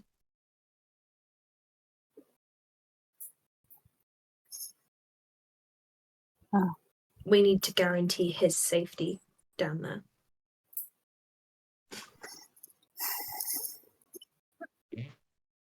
Is that a sneeze? Sorry.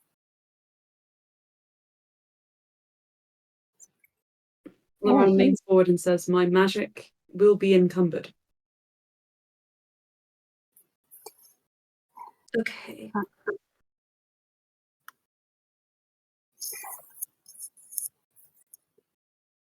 Oh, I have an idea. Yes. Joelle, can I speak to you privately, maybe? He points at like a tree bough. Okay. He takes Joelle and guides him over to one of the tree boughs, far enough away that you guys can't hear what they're saying. Specifically Loran. So we need to guarantee Loran's safety. We also need his magic. Mm-hmm. If I could... I know your husband is trying to stalk us right now. If we could... We're not married. Sorry, your long-term husband, no, partner thing. Yes, your partner, that's the word. I know he is going to come after us. I also know that his magic is very similar to Loran's. What is your point? We were going to treat him for spell sickness anyway. Why not try that now? He might be able to come with us. Droll says, he is not on your side. The guarantee was that Loran would be able to treat him and get him on side. Astra and I might be able to treat him together. You do not have the means. What means do I need? I can't bring Loran down there as he is with this amount of protection.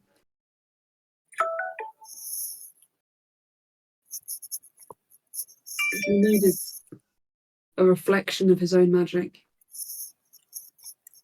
Okay. So then, Do you think that I would be able to heal you of a druid spell sickness?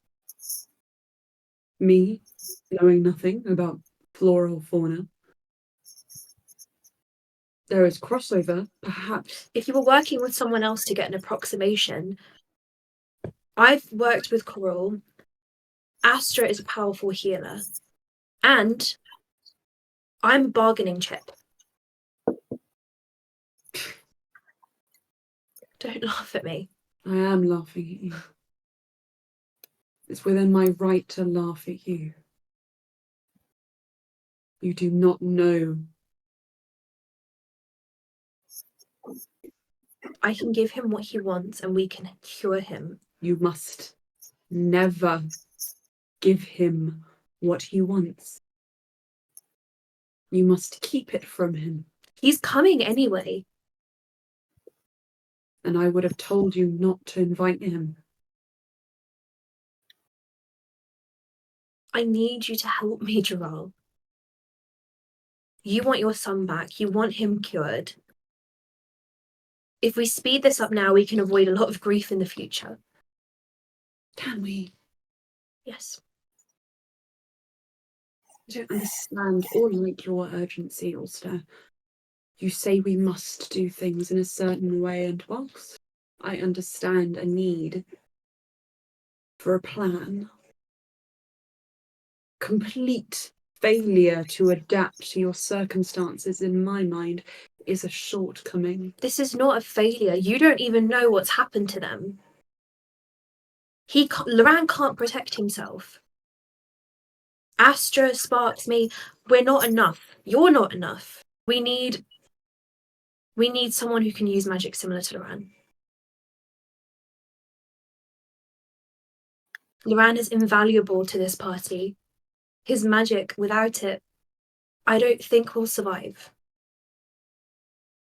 And I don't want to risk that. We need to get to the Gauntlet in 3 days. Make a persuasion check.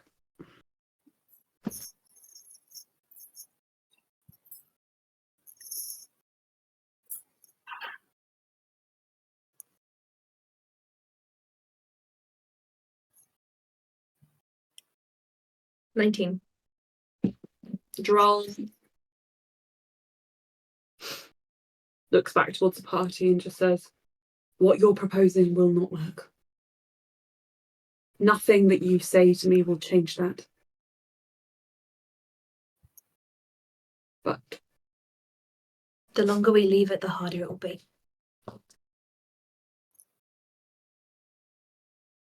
You may even have to kill him one day. Loran, Coral,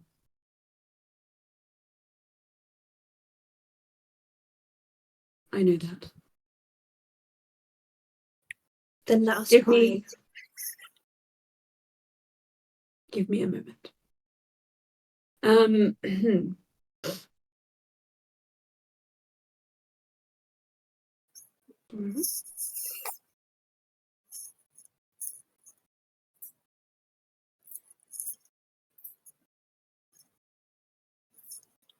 Okay. Gerald says,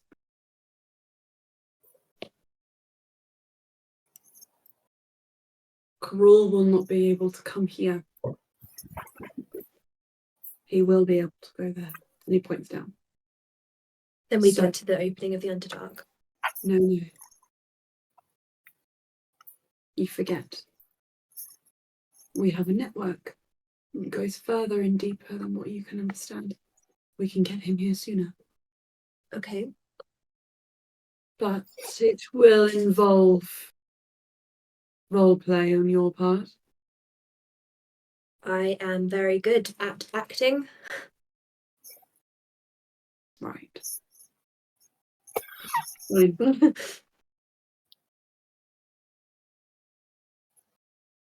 What do I need to do?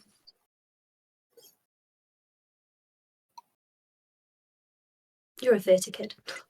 Come with me. So, Gerard comes back to the party and he says, "We will go via the Underdark. We rest. And then you trust me without question.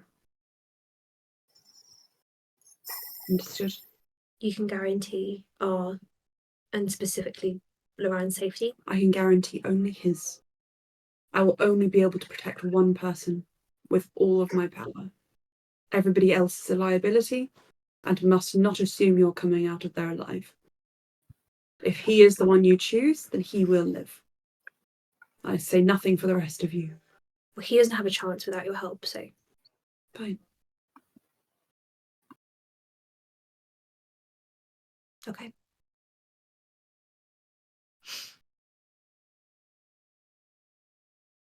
Sleep then. And be quick about it. Watches! Okay. So, Ilaria offers to do. She can't see anything up here. But she can perceive. She still. can hear. You can but still, yeah. yeah, you can still. First listen. Yeah. Yeah. Okay. Should I work with her then? Because I've got really good eye perception. She's got really good hearing perception. You should. It's funny that because you're albino, isn't it? This is a fantasy. There's no sun. There's no sun. It's nighttime. There's no sun. Okay. Should I roll perception? Please. I roll with advantage then. Fuck. They're both really bad.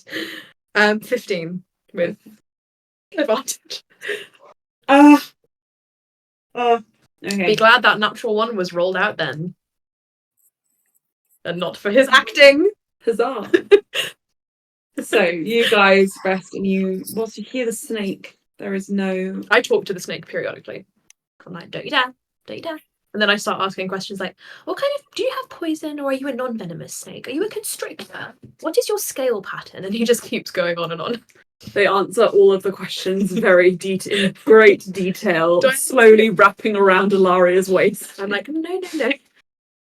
Do I know their name? The snake's name. Let's figure it out. Also just seems very interesting. I'll get my notepad. Guys, I did not expect us to go to the Underdark. I did. You did. I prepared maps. I prepared map.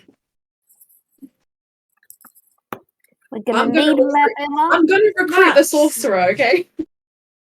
Okay, lol. Why are you laughing? I can do it. You seem to think that Brawl is on your side. No, I because you don't. told him where you were. I don't Gave think up he's your on our location. side, but I think I can barter with him. He's not completely insane yet. Actually, kind of he is. Anyway, it doesn't matter. Right. I just think it'd be really useful.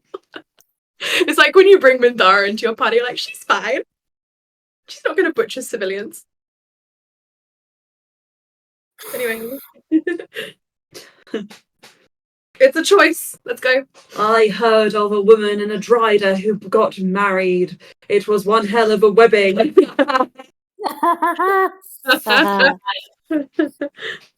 She's Very funny. funny. He's funny. There we go. Let's go. Right. What's the snake name?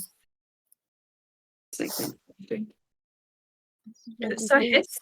No, it was definitely not. Fantasy name generator for my snake. Can I pick it? No, Why? because it's my snake. Why do you hate me? Look away. Why? She's so mean. She's like, I want to marry you, but you don't get to pick the name. I hate you. of the What? fantasy snake. You're going to marry the I'm snake? gonna marry you. But I don't get to pick the name of. What do you mean? His name is. Lily, I don't think that argument from analogy quite works. What? DPD. No, DPD. no, that's a fucking delivery company. His name is Faramundo. Faramundo. Very odd name for a snake. Does our watch pass without incident? Your watch passes without incident. Thank fuck. But you make good friends with Ferrimundo. Okay, Faraminder and Ulster are no friends. Mm-hmm. That's Okay. okay. Yeah, best friends who occasionally try to eat each other. Yeah. Okay. Right. Next up, who wants to watch? Oh, Sparks. Sparks. Okay. With Sparks. who? With who? Who with Lauren? Lauren? if Loran is happy to listen, Okay, Lauren and Sparks. You guys stay up. Would you please roll with advantage, Sparky? Sparky boy. Spark plug. ooh, Spark plug. Yawn. 19. 19. Thanks, Loran. So with a 19, you guys are able to pass your watch without too much obstruction or incident. One lighter bit of focus. It's called a highlight. Yes, but it's lighter than like anyway. Without incident. Next. I think Loran would hear Sparks just sighing a lot. I understand. So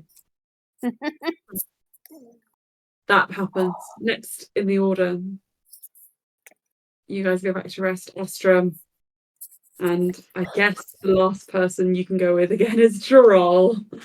Gerald. It's the Drow team. Mm-hmm. You two sit together. Stroll in a bad mood. Droll is very quiet. Guess you're not looking forward to seeing Crow. Can you roll a perception check with advantage, please?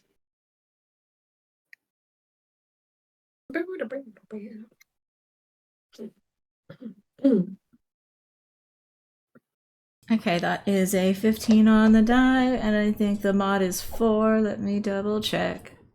For a 19. Yes, correct. 19, perfect. Right. I'm gonna get everyone up bright and early. Yeah. And I think that Astra's also fairly quiet, but if Gerald wants to roll an insight check, he is more than welcome to. Sorry, the Astra is what, sorry? Also fairly quiet on the watch, just kind of... I can't see it. Natural 1. Oh. They're like...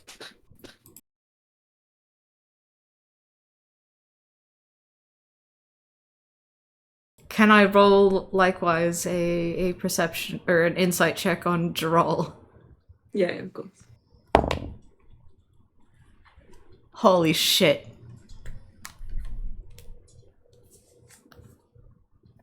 Not again. Surely not. Aelin, I think you Aelin. need some advice, genuinely.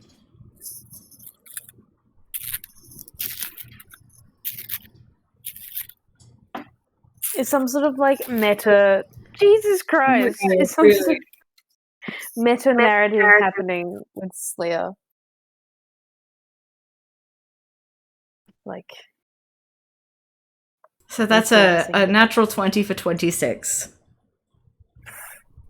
A natural 26. Okay. Gerald seems to be in distress slightly, mostly just because he is obviously preparing to go into the Underdark. He looks like quite anxious to go down, but he also looks like very determined. You can see that calculating expression behind his eyes. Sorry. Very As he is sort of looking around, like assessing the sort of entry point, and so on. Is there anything I can do to help?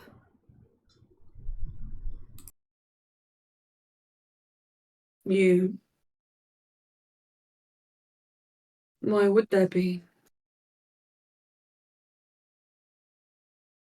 You think just because you're a drow, you know what you would need to do No, to survive in there? not at all. More so that you seem to be mildly distressed. and I was asking if I could help alleviate any of that. I know that I know nothing about the Underdark, and if knowing more about it would ease some of your stress so that I can be of more use down there, please inform me. Think I can't see. I can't tell that a part of you is excited for this. I know. I've been listening. The way you talk about knowledge. There are some things it is better not to know. But if you must,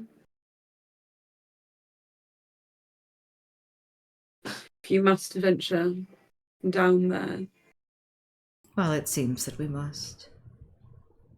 then Also, that is spot on, even with a nat 1, what the insight would have told him. yeah. Even if you learn anything from that dark place, the knowledge will haunt you. And you'll end up like me. And it will not let you go. You think they would suffer a drow, even a part drow, to live outside of their reach. There are things which latch onto our kind and feed on us. The Spider Queen is only one of them.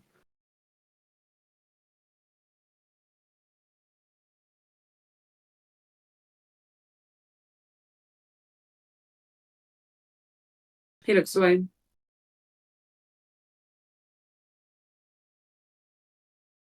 I cannot condone you going down there in the pursuit of knowledge. It is foolhardy. It is hubris. No. And her whole body language just stills. This is not a trip for knowledge.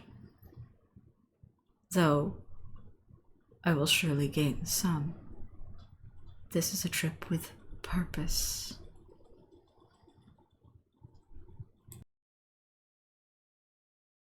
There is no purpose worth going there. Then why suggest taking us through there at all?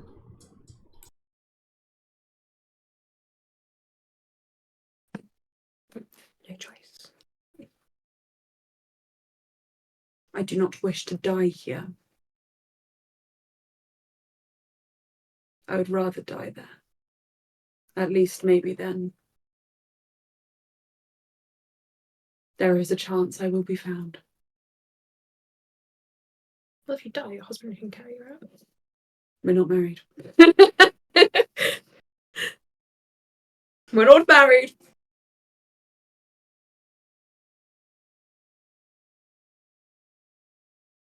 Right.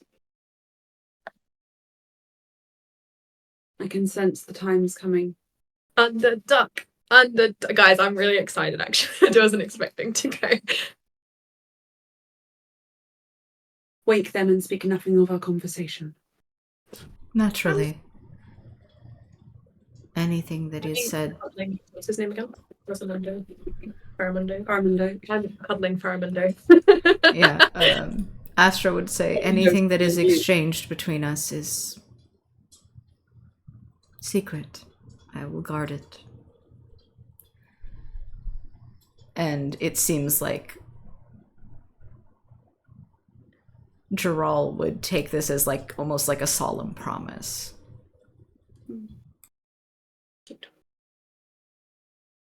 Every time Faramundo squeezes a bit too tight, I nip him. Okay. I think just to round out that conversation, Astra. Why are you looking at my notes? Not really seeing anything. I'm just kind of staring. That is a mood. To round out your conversation, Astra. No, what was he going to say?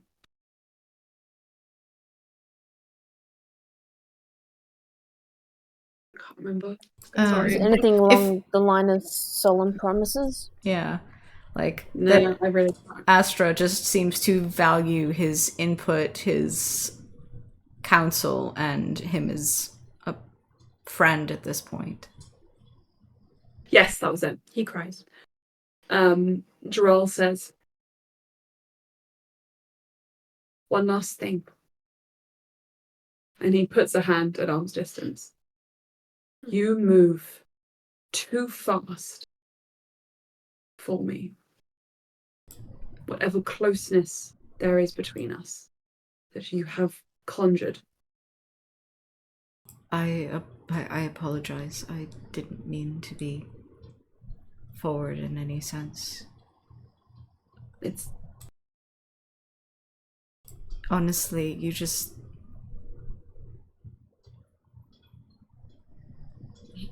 Sometimes you feel like the only person who's safe to be around. And I know how silly that sounds. Knowing how we met.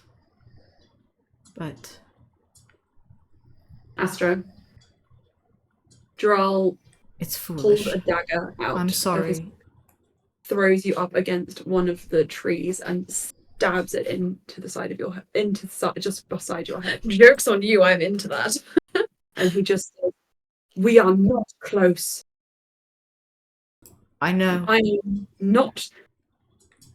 I do not. Like, she's just kind of got, like, tears that have, like, welled up. Stop crying. I didn't mean to.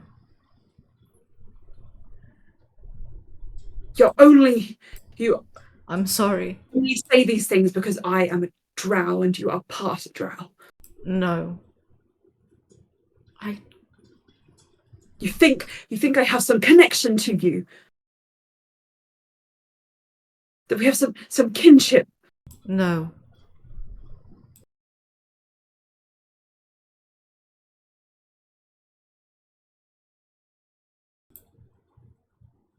I'm sorry.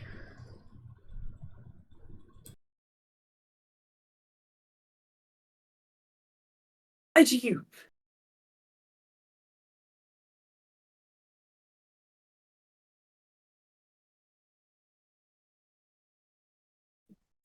Well, sorry, what was the very last thing Jarrell said? He said, why do you? And then he cut off. Why do I want? Can we wake up with the noise? It's quite Probably. Yeah. I unwrap Faramundo. He pulls out the dagger and turns it around to all of you and says,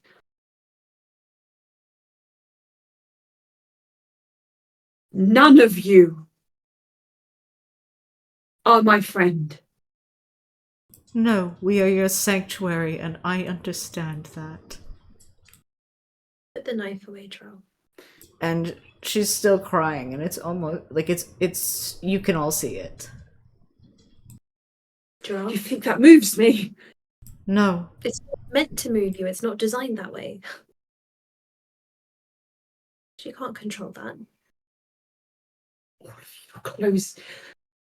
Why are you closing in on me? Can I just, if he tries to stab me, I'll move, but can I try and just lower the knife? Gerald? I think he will take a swipe. Okay. Also, just takes it on his arm. Do I take damage? You take...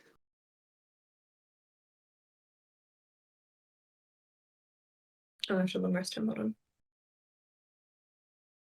on. 23. 23 damage? No, to hit. Yes. Okay. I was like, 23 damage! Jamal! No. You just slice him. You take 6 points of damage. Also kind of hisses and then grabs his wrist. Stop that. Droll pulls back, and the knife just kind of falls out of his hand when he sees the blood. You've made me weak. Jaral! Snap out of it.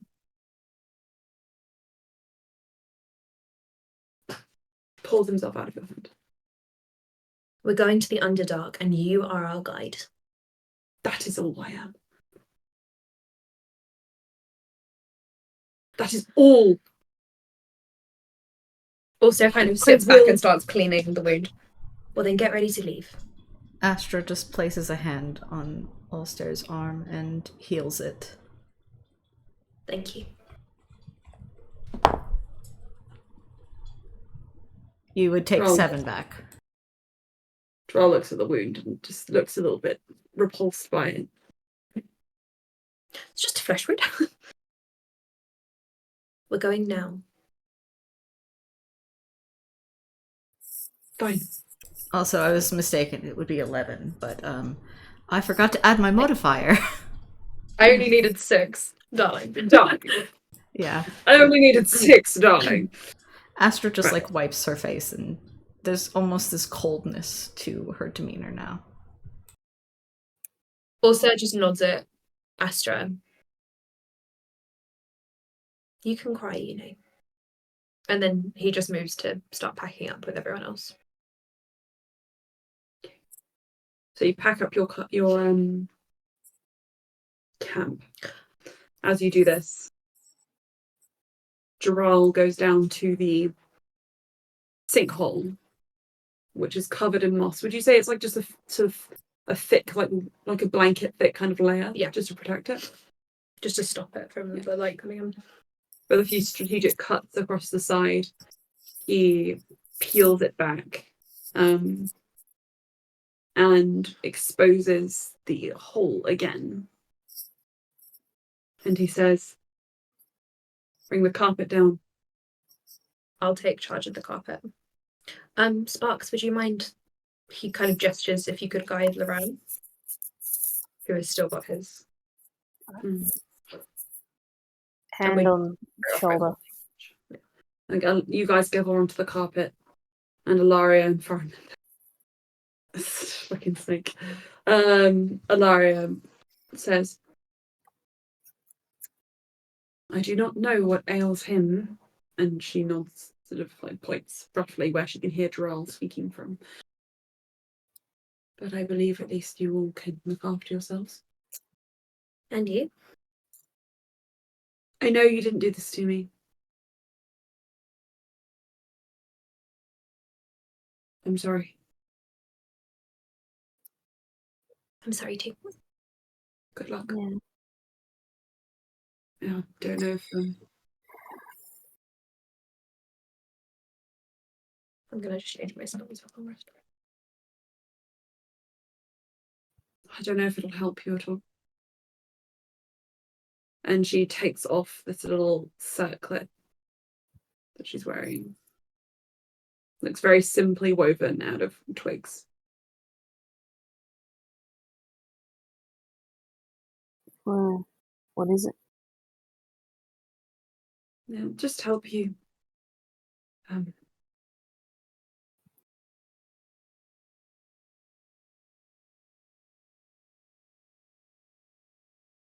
You Yeah. sure you don't need it?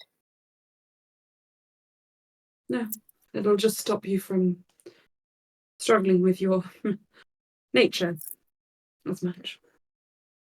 Help you understand the fauna, the flora, where you're going. Thank you. Anybody wants to know, this is based on the item that Etchi has in Baldur's Gate 3. It gives you a +1 to nature whilst worn. Who wants to wear it?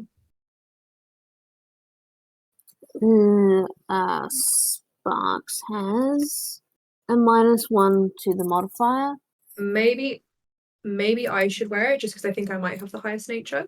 I have a +5. Or maybe Astra. Hold on, let me check.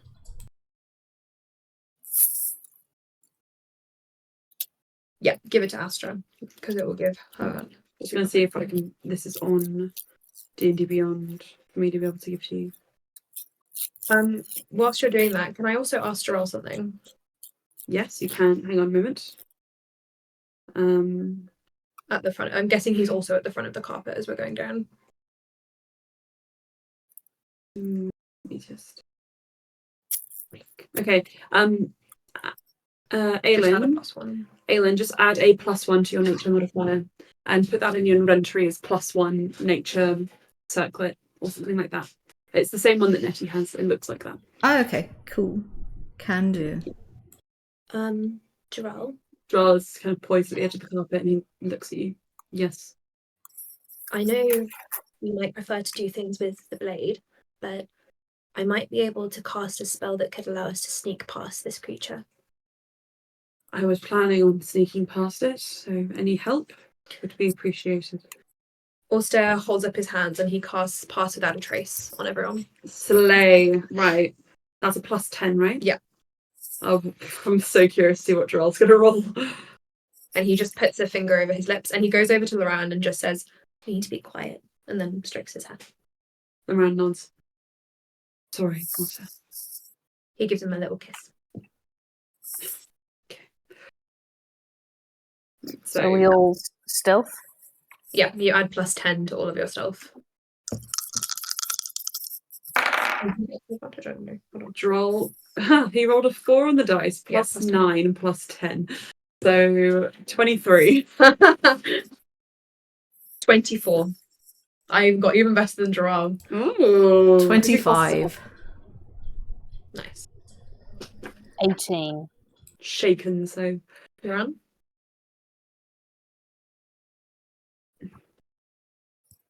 Sorry, actually, mine was even higher because I didn't add my other modifier.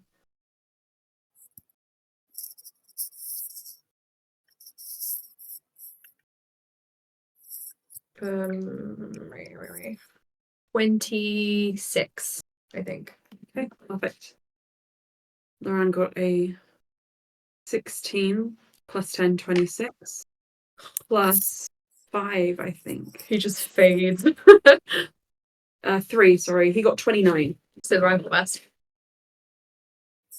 He just like is so quiet that it's like eerie and you feel like he's not actually even there. And you guys all slowly descend into the Underdark. Don't Brittany? No.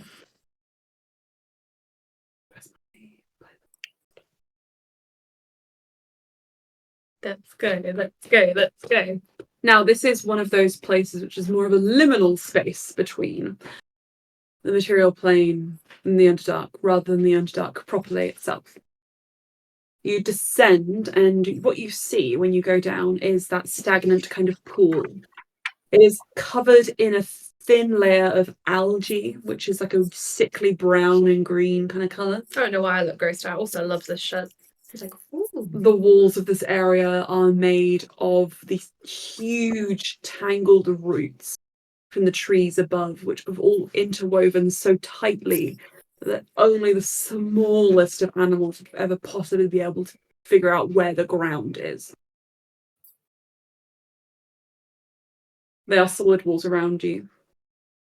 The roots begin to stink of putrid kind of rot the deeper you go. Also, it's like, And the thin kind of like light yellowish green light that seeps through the canopy of the green sea dims here. The only thing you see right before it gets completely dark to the point where you have to shift into night vision, except for Bluey, obviously, and the reflection of Draal's eyes as they sort of like shine like cats in the night. And then there's that distinct shift when you guys feel your night vision kind of properly kicking in. Bluey, for you, the room is dark, except for the glitter of water beneath you. You just have to trust that you're still on that carpet, that you aren't moving and there's nothing around you, even though you feel every now and again a billow of air, almost like a breath on the back of your neck. She's definitely. I mean, she's meant to be helping Loran, but she will hold on to him and try and hold on to the carpet at the same time. Yeah. I will brace for attack in case withdrawal at the front. I think Astra would also just kind of like put a like comforting hand on Bluey.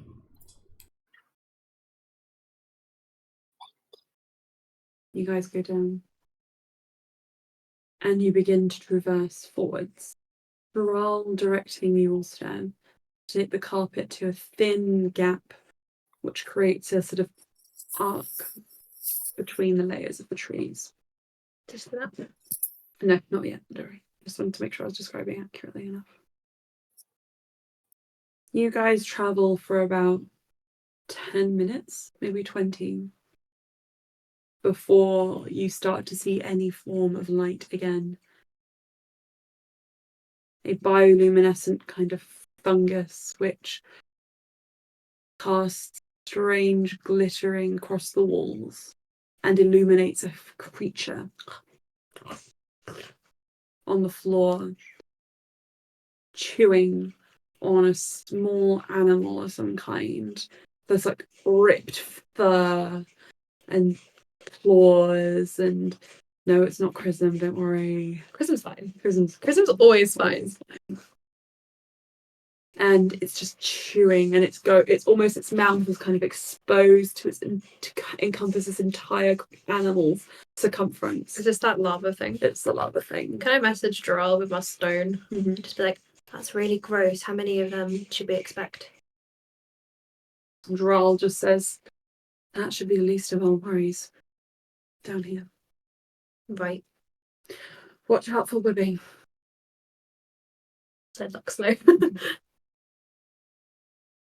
This is kind of a damper area where the rot and mulch of the kind of green sea seeps into the cold darkness of the Underdark. And eventually the water below subsides and Doral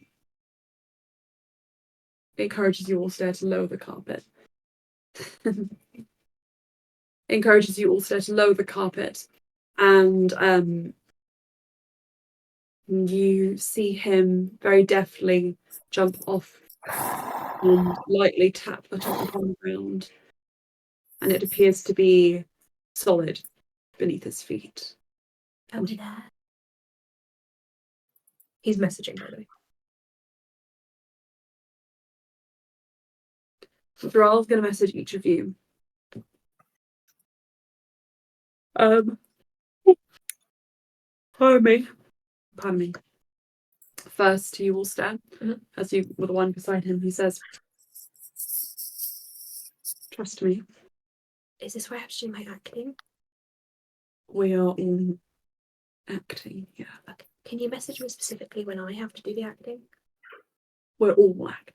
Oh, but you told me last night that I had to do some specific acting. You're talking in semantics. Please calm down." Okay, and Droll beckons everybody to come off, and he says, now he's going to message each of you individually, but it's basically simultaneous. And so I'm going to just say it to all of you, but no, this is a message which you can reply to, or you can choose to whisper. You just have to tell me what you're doing. Mm-hmm. And Droll says to you all, "I know you do not trust me, but in order to get through here unobstructed, you will need to act as my prisoners." Right. Can we just meet up? Yes.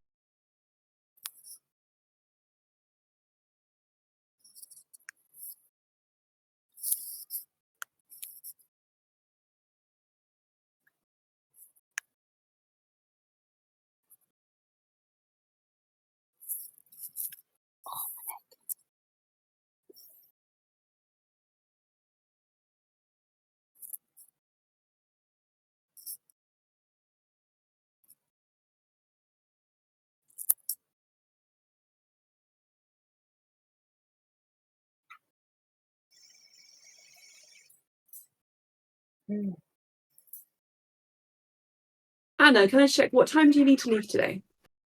Look, it should have been 25 minutes ago, but I did want to continue. Because otherwise it would have been a 2.5 hour game rather than 3. I don't know. Okay. Okay, right. So, Joral says, I know you do not trust me to do it, but I'm sure you trust each other to give yourselves a few wounds. It has to be convincing. They'll know if it's fake. What kind of wounds do you want? He passes over his knife. Well, you should have just left it, shouldn't you? You don't have to cut. You can use the pommel. Also, Gerald would have received a very cold, understood response. Okay. Sparks would have replied in his head with, what about all our weapons? Should we try and conceal them? Keep your favourite if you can conceal it. The others give to me. I don't really use weapons. I am a weapon. Joral actually almost. He does this. He twitches. Got him. Okay. I mean, also trigger warning. He'll easily do it. He'll just give himself some light cut marks. Okay. Astra just walks up to Gerald, like, unafraid, like, we'll go on.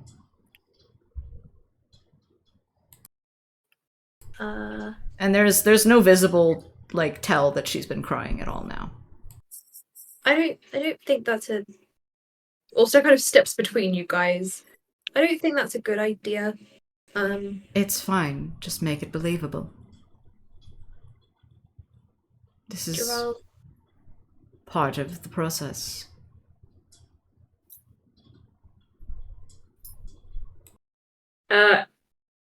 Sleer's gonna have to make a persuasion check, please. It's gonna have to be pretty high.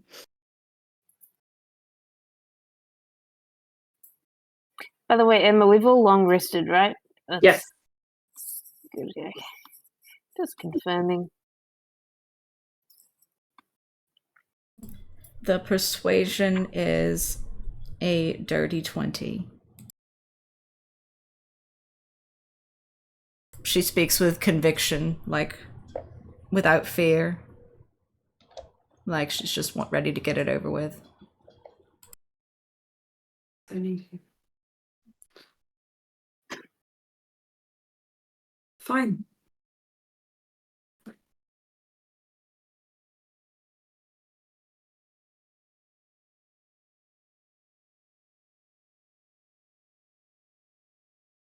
Didn't realise I was dealing with someone who enjoyed pain so much. And he will take one of his daggers, flip it around, and he will whack you over the head with it. It kind of is force, kind of so strong. I mean, I assume you're just taking it. Yeah, she doesn't resist. Like, can I roll a Constitution check or save to try and not to flinch? You can. I'm sure you would just be able to do that if you were prepared enough. So you. But she does have a retort to him, which is, it's not about pain, it's about doing what's necessary. I don't like the energy we've created in the studio today. He doesn't say anything to you, to that Astra.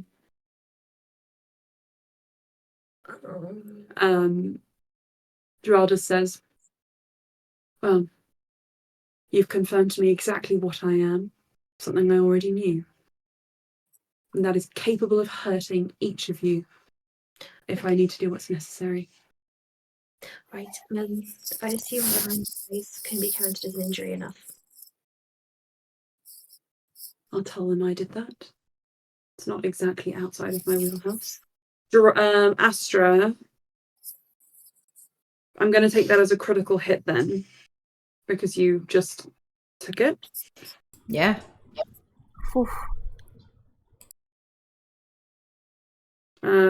4 plus 3, so 8 plus 3 is 11 points of damage.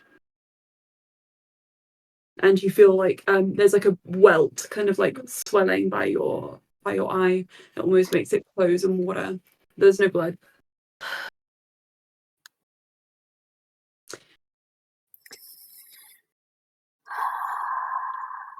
I That was think pleasant.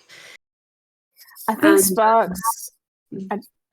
I think Sparks would start like scratching her head repeatedly, and like, I mean, it's very much painful, but I think when she's finishing up, like trying to leave like marks in her head, Sure. she'll kind of like look to everyone and then like start to look distant, or like start to look like trying to look like she's not there. Yeah. Like she's like just been doing this. Yeah. I think just because, not just because of time restraints, but also because I think this is quite an intense thing. I think I prefer to just say that we make it look that as if a battle has had convincingly enough, and that you guys start to sort of arrange yourselves in such a way that it's like Droll seems to have come out on top. Now he does use a rope to kind of tie your hands, but he shows you how you would break out of that knot, and makes you do it once or twice. Sure, we're capable. So that you're capable of doing it. Drow. Are there going to be other drow down this way? Yes. Not Any no, go on. any entities or creatures or humanoids that would exist in this space. Well, it's impossible to name them all, but at the very least, I know that we consort with humans down here. Drow, Humans are the worst. No. goblins, deep gnomes, Right. and occasionally Sahwagan. Oh, the fish people. Mhm. Maybe we could do our. He kind of like nudges him. Maybe we could do our plan before we run into those people. What plan? What plan? Those are the people we are going to meet.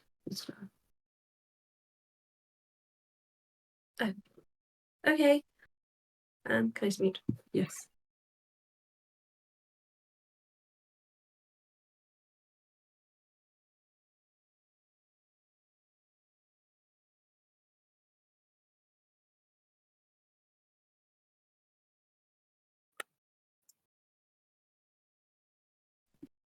Right. What plan then? Is yours? It's quite simple. Uh-huh. I'm taking you to a point where we hold our prisoners. Cabrul will take us from there. Do we not need to convince Coral to take all of us from the prison? Because otherwise he's just going to take us. Yeah. Right. You don't want to test the waters. You don't want to. You just want to go in there and be like, yes, he will definitely do this.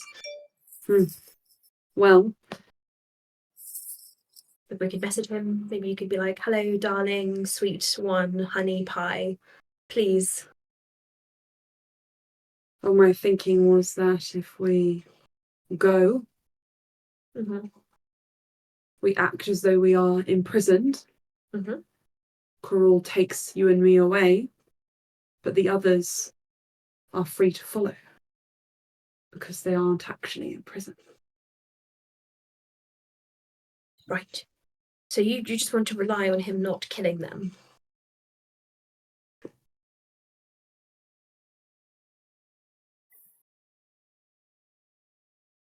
The thing is, I didn't think that far ahead. Right, I think we should put something in here. Maybe not. Their survival is not on the top of my priority. You said you would protect Loran. Loran, And I would like Sparks and Astra to get out of this too. I made no promises. Right, I'm going to message him. No, I will. You will. What are you going to say? He's angry at you. He's more angry at you than he's at me. Right, you said you're a good actor. Let's plan this out. Yes. You are cruel. I am cruel. Yeah. Mm. Hello. So I take it the plan of There's that. sanctuary is off then. What did you say? Sorry. I take it the needed sanctuary is off then. Well, we were hoping he's not going to be that upset. I haven't. Look, I haven't actually. Tell him you've persuaded me. Okay. Tell him you've persuaded me, but I have a couple of caveats to help him with his weird family business thing he's got going. Mm-hmm. Indeed. Yeah. I still don't want to marry your son, though. That might not be a choice that you have. So, let us start. Gerald. No offense. My son is wonderful. He's also a child. Not forever. Okay, how about we do this? And Astra uses alter self to become Karul. Wonderful. This is cruel. Speak. What were you going to say to him? So, what am I doing here, and what did you need from me? It's a good copy. Kind of too good, actually.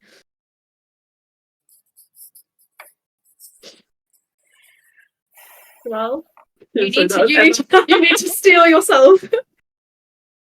I've convinced him. He is on side, but he has one caveat or two Or several. or three. We're very good at discussing like adult humanoid beings. And why do I care, since both of you betrayed me? Because you love Gerald and you need me. Ah, You care because I know all your plans. And you do need him. I'm like super important to your plans. So I need fact, both you of you and no one else. Perfect, I will take you and leave. No, because I won't help you if you let my friends die. And it's much harder to make me do things that I don't want to do because I am incredibly stubborn. Is it? Because I've persuaded you in the past and Gerald seems to have persuaded you now.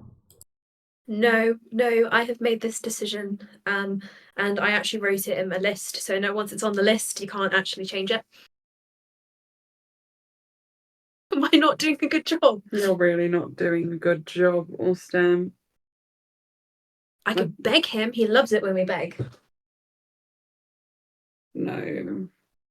Don't debase yourself. I'll beg him. What if we both beg him for double begging power? Or Seb pulls Trell down to his knees in front of him. Do not touch me! Sorry. Just thought we were in this together. You can do it if you wish. Also gets down on his knees in front of Astra. Pretty please?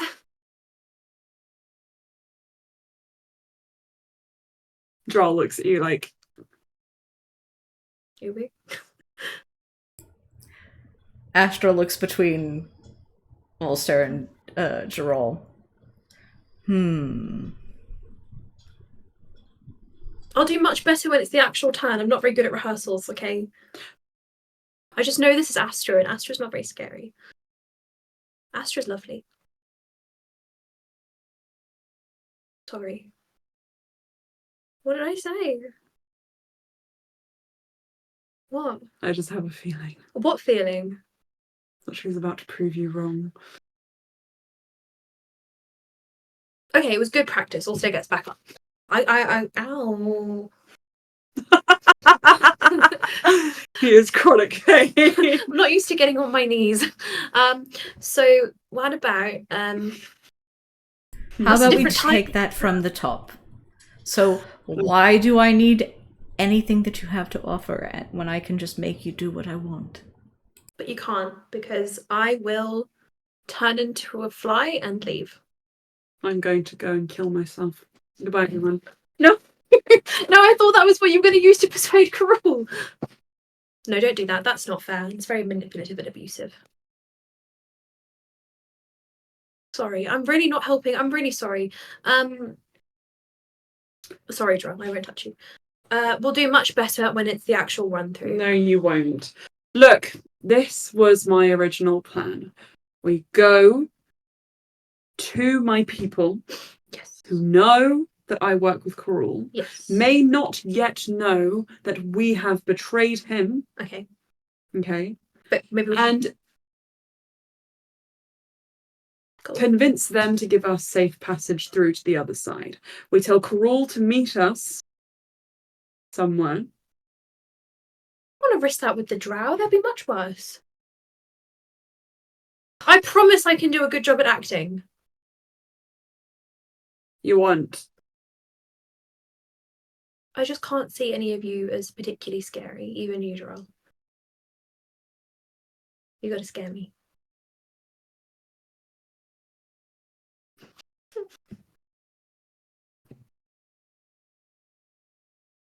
Oh my, that is utterly terrifying. I think that works. In Carul's voice. I'm sorry I betrayed you. I'm sorry. I'll do anything you want, but please just get us safely through.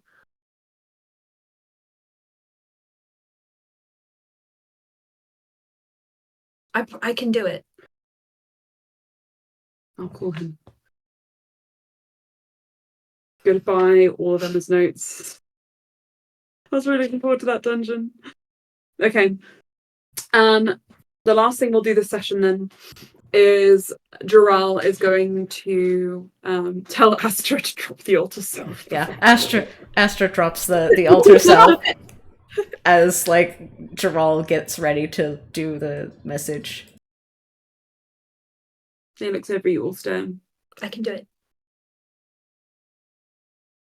I can still be you. What?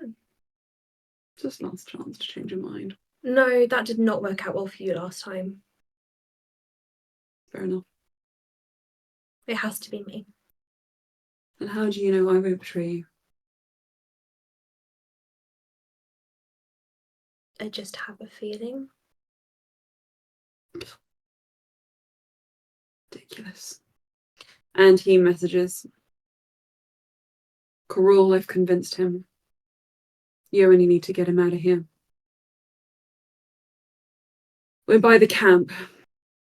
I haven't let them know we're here yet. And that is the end of the message. Do we get a response? You sit and you wait. Can I untie myself since I kind of am part of your group? No, Right. I think it's best. Look as pathetic as possible.